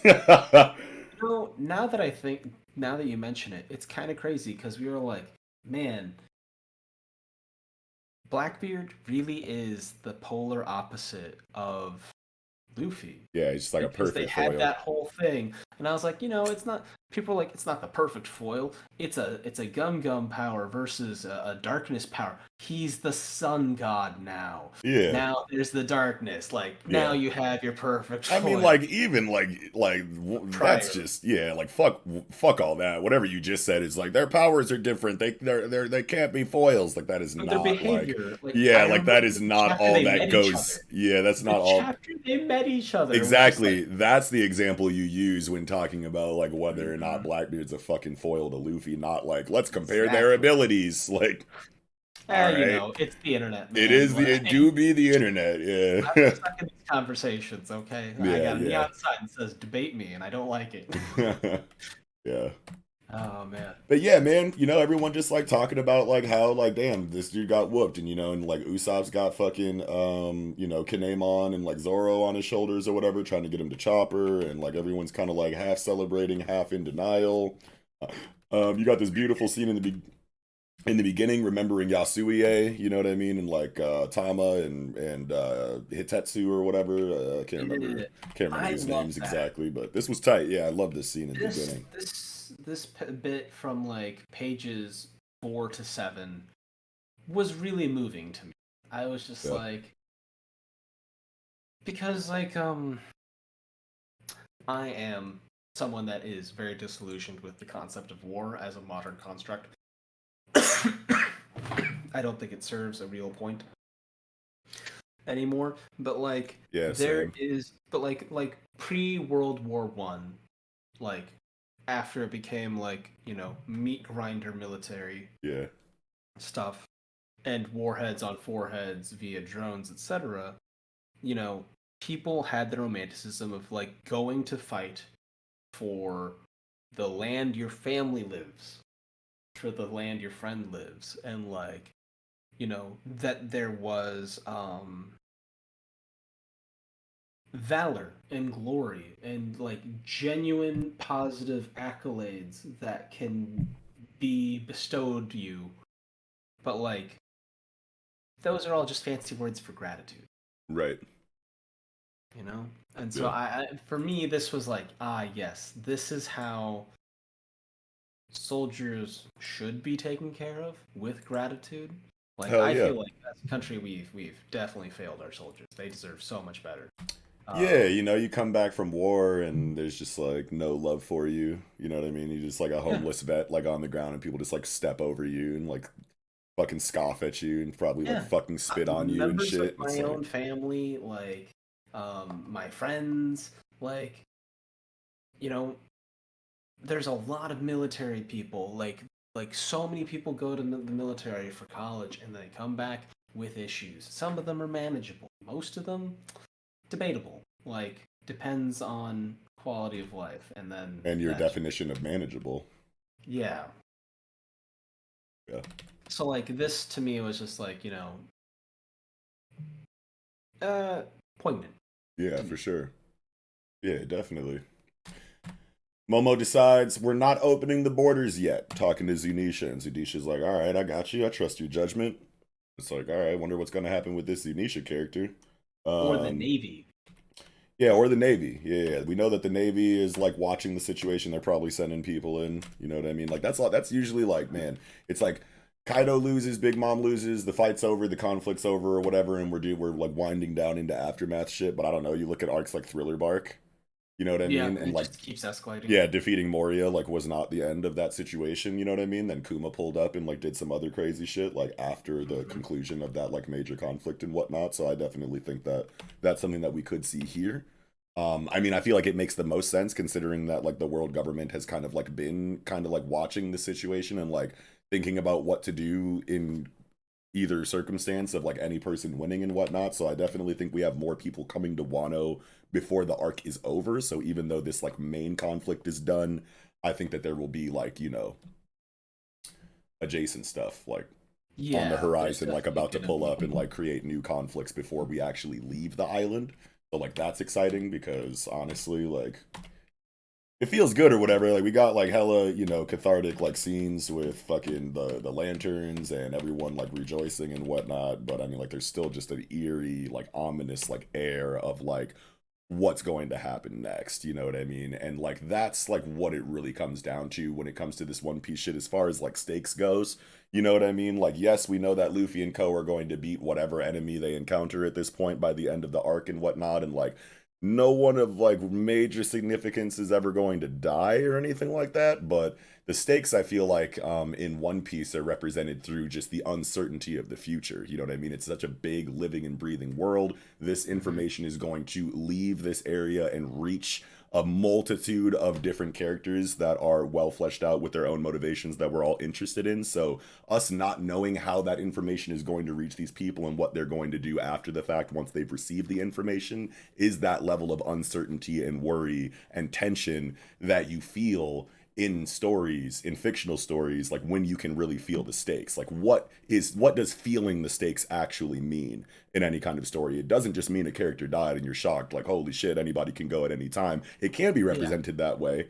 You know what I mean? But a lot I mean I want to say that like feeling the stakes is a combination of uncertainty and worry in one way or another, whether you're worrying for the life of a character or you're worrying, you know, how certain characters in One Piece will handle the information that they get coming from Wano and what they'll do, you know, in response to that, how they'll come back and influence the plot in a positive or a negative way, whatever. But like just uncertainty in general creates that compelling feeling of wanting to know what's next and being either worried about it or excited about it or whatever. But just like the unknown nature of the future of One Piece storytelling is like where a lot of that feeling kind of like comes from for me. So even though I Yeah. definitely feel like more characters should have died, I mean, we really don't have like the body count or whatever. Like, where's Ashura Doji? Um, where is I don't know, fucking Kinemon probably should have died. Like literally, like Kaido like crushed him in the head with the Bagua, cut him in half, and then like stabbed him through and through and whatnot. And that motherfucker lived. And like people are like, you know, upset about that or whatever. And it's like, I get it, but at the same time, I don't know. I get tension and worry and I feel the stakes in like other areas of One Piece. So I'm not too bent out of shape about it, even though I definitely think like don't give Kinemon a scene like that if you're gonna have him survive it. I definitely like Yeah. 100% subscribe to that. Like that is definitely irritating, but Uh, is it as irritating to me as it is for like a lot of people that complain about this shit? Absolutely not. no. But I do treat it in kind of the camp of like Gaja et Black Clover, you know. oh shit. Yeah, Yeah, like that's like levels I of treat both. irritation. You know, like Black Clover death fake outs like matter more to me. Like even though like it can be established in a story like Black Clover that characters don't ever really die, cool, whatever. But like I don't feel the stakes from literally any other thing inside Yeah. of Black Clover storytelling. So then like when the fake outs happen, it's just like okay, well there's just like no tension and worry like anywhere else. So like this is way more irritating in a story like Black Clover than it is in like a story like Yeah. One Piece. So I get it. The big thing for stakes for me is like Zunisha acknowledging Momo's decision and having the strength and power to like enforce that. Like I'm waiting for the Navy to move in on the behest of the world government and then Zunisha to just be like, "Sorry, we're closed." And then, like, what happens there for me Yeah. is like what I'm really, really quite excited for. Yeah. Because that sets the whole next stretch of time and like what needs to be done. Like, Right. that's the new, those are the new blooming stakes Right. set from like the results now of like Yeah. Momo's side has defeated Kaido's side, so Right. Momo. Yeah. When the world is this big and this, like, autonomous, you know what I mean? Like, It's about nations. yeah, like it just brings a different level of like curiosity for the future when you know that there are like so many moving parts outside of this that matter in the overarching narrative of One Piece. And this is a major moment in that narrative. You know what I mean? Like, this information is going to completely change the world in One Piece as we know it. You know what I mean? And like, that is a big point of stakes, you know what I mean, for me. And like, consequence and whatnot is considered like, what are the consequences of this art going to be in the overarching narrative of One Piece and in the overarching like living and breathing world around the main cast, you know what I mean? And like, those are questions that you get to ask yourself because of the history of One Piece constantly showing us what the end of these arcs mean for the future and the overarching world, you know what I mean? So that's what I'm excited for. What are these bounties going to look like? What is the news coup chapter going to look like? Who's going to be shown getting the newspaper and reading the information and making some kind of like, wild statement that lets you know that this character is going to come back to do something, at some point in time. You know what I mean? Like, that's the kind of like uncertainty that really gets me going in One Piece. So, yeah. Are you ready to move on to 1051? I'm definitely ready to move on. Like, All right. Momo transforms it from dragon to man. Yeah, this is crazy. Stage. It's like a western as they approach. Yeah. It's tight. It's tight. Chapter 1051, Shogun of Wano, Kozuki Momonosuke. We got the whole fucking Sanji sibling team together here on the cover page, and they are reunited, and it feels so good, or whatever. It kind of mirrors the following bits of the chapter where like the Izakaya 9 like walk out of the transformation cloud. Oh, damn, hell yeah. Now That's cool. Like, yes, tiny parallels, I live for it. Yeah, Germans escape. They're out this bitch. That's cool. But yeah, getting into the chapter. Yeah, super straightforward, man. Like, here's everybody who survived the raid. Whole Ayakaza 9 pulls up, and everyone's like, no fucking way, it's them. That's crazy. Akazaya. What did I say? Azakaya? Akazaya? Anyway. I said Azakaya. Red scabbards, okay? The 9 red sheaths are here, or whatever, you know what I mean? Actually, wait a minute, is this all of them? Hold on, so we got Denjiro, Kinemon, Kawamatsu, Inuarashi, Neko Mamushi, Raizo. And then they got Hiyori and then Shinobu. We missing? Who are we missing? Oh, Ashura Doji. Yeah, Ashura Doji. And Izo. Is Izo? I believe Izo. I feel like Izo died. He was not looking good. I do not believe anybody has died. You know what I'm saying? Like, I don't even think that CP0 motherfucker that interrupted Kaido and Luffy's fight died. Villains can kill people, okay? Heroes can't. I don't know. Yeah, no, for sure. But I mean, I don't know. I just like, until I see a body, I'm done assuming characters are dead in One Piece. I have long since been done assuming characters have died. Yeah, like I remember like way back in the day on the show, like fucking like Eagle or like Nick or somebody would be like, I think this character's dead. And I'd be like, why? Like, what? Ever since Brooks. Yeah, like, are you new here? Yeah. Like, why are you assuming the death of characters before it's been confirmed in any kind of concrete way in this story? Brooks is dead. Even he's bad at it. Right, yeah. But, yeah, man, this is crazy. Momonosuke, aged up and out of dragon form is crazy. His character design's fucking awesome. Oh damn, I don't think I ever really looked at the hilt of, what is this, Ame no Habakiri, right? Yeah, because Zoro has Enma, so this is Ame no, yeah, and Enma was Hiyori's anyway, I'm pretty sure. I'm pretty yeah, I think Momonosuke, I think Ame no Habakiri was Hiyori's and Enma's and Enma was Momonosuke's. Anyway, I'm pretty sure this is the other sword on his hip right now. And I like never like really like looked at the hilt of it before or whatever. This crazy like, you know, triple circle design on the hilt is tight.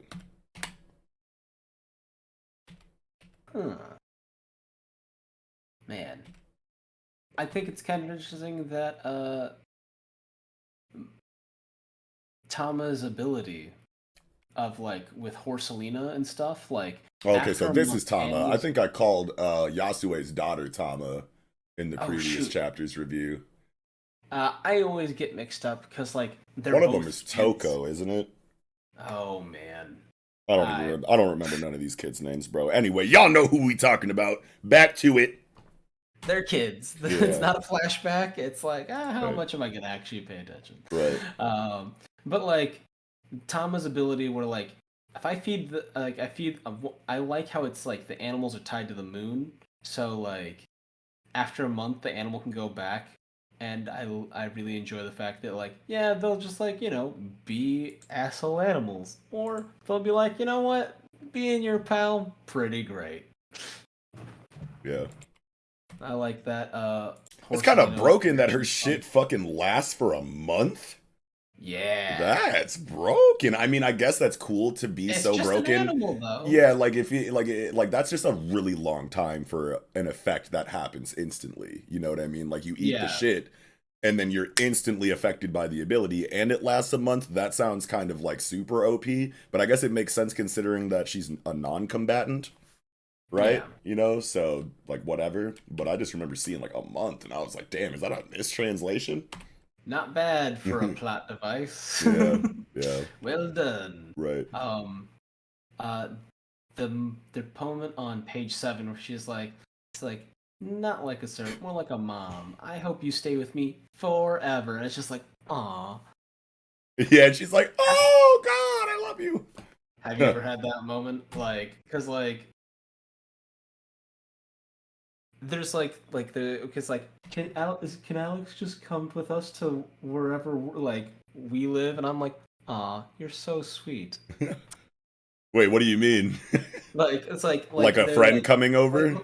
Like the kid like is like, aw, I view this person as like part of the family. We should be family. And I'm like, you're so sweet. Yeah, hell so yeah. Sweet. Thank you.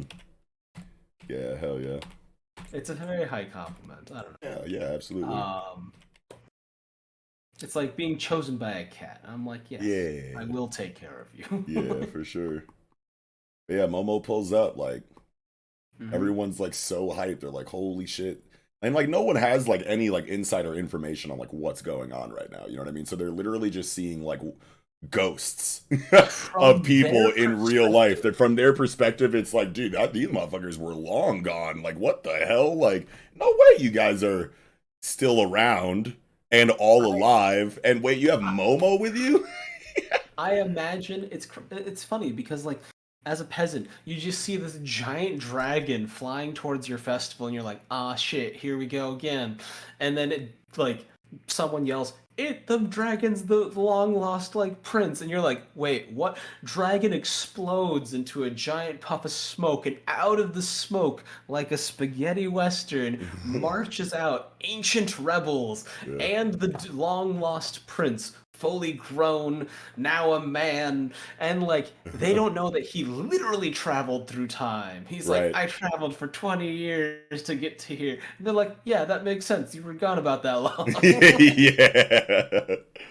You lived out on your own and survived outside of Wano or in Wano. I don't know where the fuck you've been, but like we missed you. Yeah. So like from their perspective, I'm like, yeah, this totally makes sense, but also like, dang, it's very presentery. Yeah. That kind of thing. I like how Momo isn't eloquent initially, and he's like, what the f do I say? Yeah.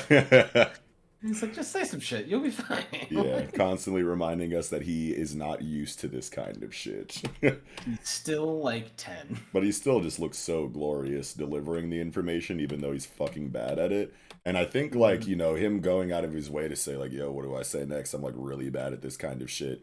And then just getting a little bit of reinforcement on that, and then just coming out right afterwards with, like, still just brilliant things to say in the moment. You know what I mean? It's just like I feel like that is just representative of how strong his will and his like inherited like duty to his country from Odin kind of like comes out in these moments where like yeah you might be kind of worried about your performance in this moment but like you always had the juice to do this, you know what I mean, like when it comes down Yeah. to it and you don't even have to try, like you literally just speak from the heart and that's good enough, and that's just like a cool feeling to get for Momo. Oh man.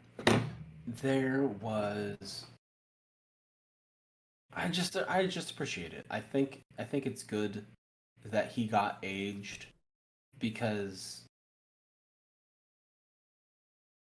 it it like aging him was a cost to him, but like out zoomed out like if a 10-year-old said, "Yeah, me and the gang killed Kaido," you'd be like, "No way, this 10-year-old participated." Right, and it's like, I don't know, people had like really crazy expectations for Momo's character or whatever, and like I remember some Mhm. of my friends were saying like I think him getting aged 20 years is dumb because then he's just going to be strong and like skip past his training phase and like what, he's just going to be a cold-blooded swordsman dragon guy for free.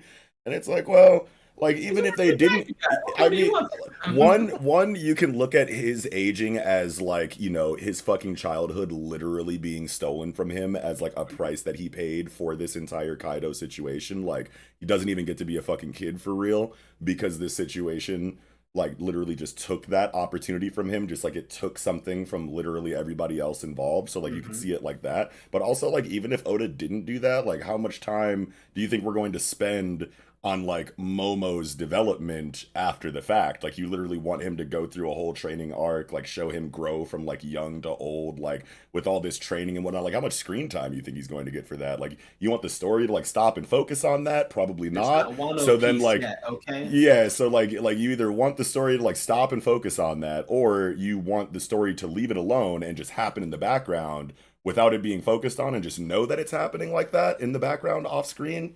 Like whatever, man. Like like is he if he's not getting on the ship, we're not going to see him for like a while, you know what I mean? So like does it even really matter? Man. Uh I You just want to know that it's happening the way you want in the yeah. background? You're like, yeah, all right, whatever. So Yeah. give me the fleeting moments. I appreciate that like Luffy says, "What are you, Momo? A figurehead?" And like that for a child ruler is like bad end. It's like a step above getting murdered, right? You're Yeah. like, that's not a good place to be. So I appreciate that they touch on that fact a little bit. Yeah. Like, yeah. I really don't have too much to say except for like I really appreciate that the first things that Momo says is like, under my rule, this partially ruled land will turn into a paradise on Earth. What page?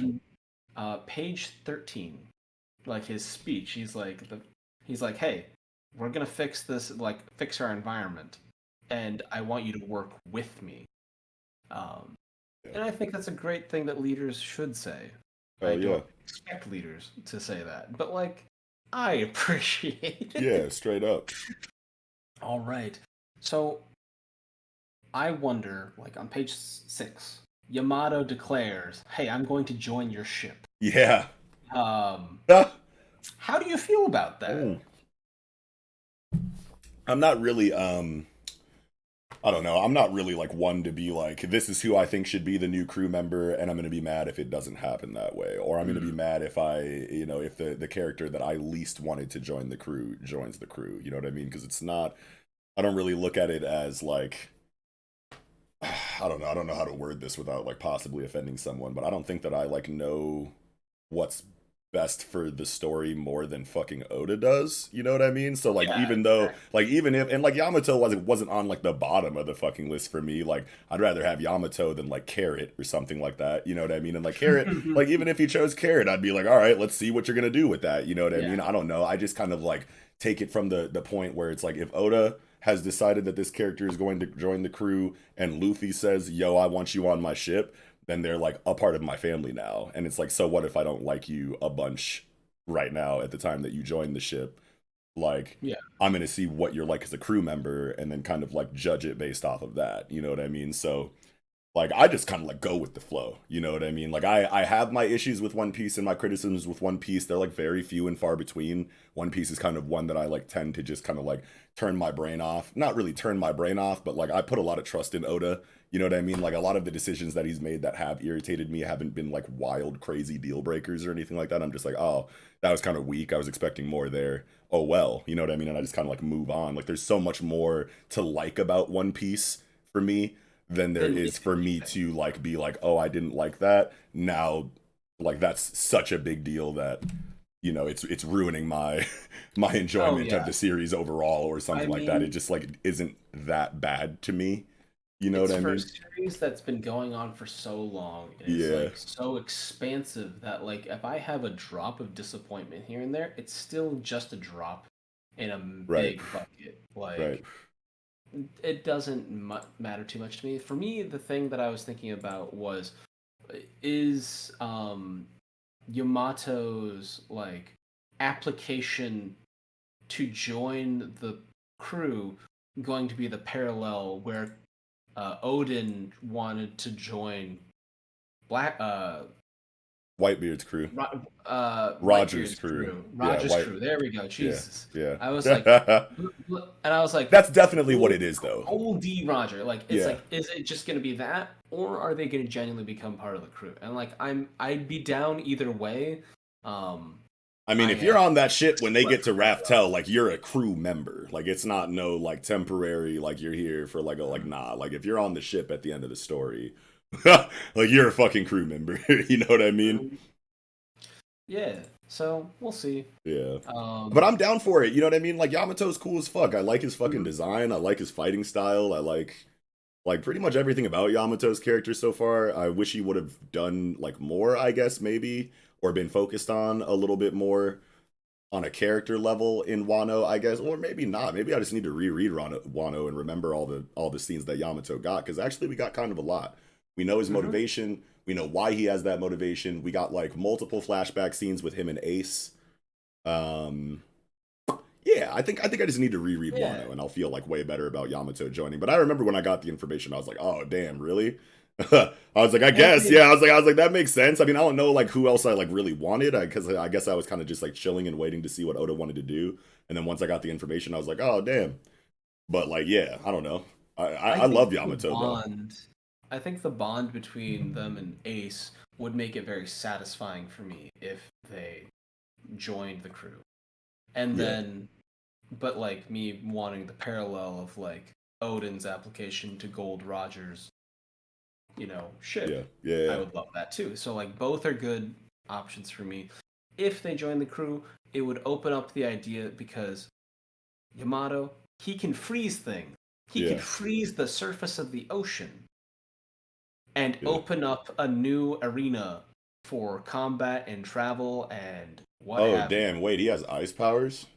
They froze the bombs when that Oh giant Konenbo yeah. bonfire spirit came down I from those guess I forgot explosions. about the ice. Yeah, I guess I just remember the fucking like Zoan form and the Yep. Bagua, and like I was like, yeah, this fighting style is great. Completely And I forgot was the just ice thinking about part. I was thinking about the ice because I was like, man, they Yeah. could do some pretty cool stuff with the ice. Like they could like be at the helm of the ship in their wolf form, blowing that winter breath, freezing like say the waterfall, and the ship just slides down. Wow. Like I don't know, man. I think it'd be pretty. And like you have Jimbei who can like do the fishman karate and like shape the water, so you can even like create a ramp and then freeze it and just Yeah, go whoo, that's cool to think like about. some Looney Tunes shit. Like One Piece is all about that stuff. That would be Yeah. fun. Yeah, Rube I like Goldberg of Yamato. powers. Yeah, I like Yamato. I like Yamato on the crew. I don't know. But yeah, crew member stuff. Dude, there was a time where I wanted fucking like Baby Five to join the crew. I don't know if you remember like Baby Five in Buffalo and like Punk Hazard or whatever, but she was the chick who could like she had like the weapon fruit or something. She could turn her body into like whatever weapon she wanted or whatever, but she had that like personality quirk where she always gave anyone anything they wanted as long as they said that they cared about her or needed her or something. You know what I mean? Like she got into a fight with like somebody on her team because she borrowed somebody a bunch of money that she just met just because they said that they liked her or something like that. So like automatically I'm like, okay, cold-blooded devil fruit ability, super smoking hot, you know what I mean? So obvious like love interest comedy going on with like Brooke and Sanji for that. You know, probably would get along well with like most of the other characters on the crew except for Nami because Baby Five just gives money to anyone who asks for it, and I could see Nami being like, bitch, that's our fucking money, like don't touch my fucking bag, like what the fuck are you doing? Like I could see all kinds of hijinks and shenanigans coming from that. So like I had that thought for a while. You know what I mean? So like am I really the person to ask about like what's best for the fucking pirate crew? Like not really, because I totally wanted Baby Five on the team and thought it felt so good at the time. So like who cares what I think? But Yamato feels cool for now. How do you like you? But you like, you know, like you like the idea, right? I'm sold already. I wonder how Eagle feels. I'm gonna ask Tune him. in next time. Yeah, for real. But yeah, I don't know, man. I felt good. This was a pretty solid thing. I'm waiting for the other shoe to sort of drop. Yeah. Yeah, I definitely think some crazy shit is on the horizon right now. Like we got pretty much 2 like aftermath chapters back to back where everyone's kind of like rejoicing and celebrating. We're getting all of these like, you know, white to black, you know, gutter gradients and whatnot, giving us flashbacks of like the ground level of Wano from like a citizen level. You know what I mean? Like just reminding us why this moment is cathartic for the people of Wano and like the individual special characters in the cast from Wano that we've come to know. So like everything feels like really good in One Piece right now as far as like a conclusion goes for the conflict. This is from like a ground level for the people of Wano, but we still got the Navy doing whatever in the background, like a lot of like just ominous, like what is the next conflict that is indeed on the horizon, especially since we're coming out of such a hype, like triumphant kind of couple of chapters. There's you know, dark tomorrows brewing. Yeah. The only thing I have left is this moment with Otama Something on like that. page 9 and then like to page 11. So I think basically I want to focus on the bottom, like top of page 11, where she like cries into Nami. And I think Toonami, yo. into Nami, but it just like flowed so perfectly. Anyway, keep going. Hey there, this is Cartoon Network. Thanks for tuning in. Anyway, but like now you gotta go raspier for Steve Bloom's voice. Like, hey kids, welcome to Toonami. Anyway, keep going. But like Nami is a fantastic choice because she can also relate to Tama being a person that like had to work from an early age and her parents died. Like so like her having to serve Arlong and like her parents being killed would be a good like ground of relatability for Tama having to have lived in like Kaido's Wano. Right. Yeah, that was just a little thing for me, and I was like, you know, that makes sense. Yeah, for sure. Yeah, hell yeah. Feels good.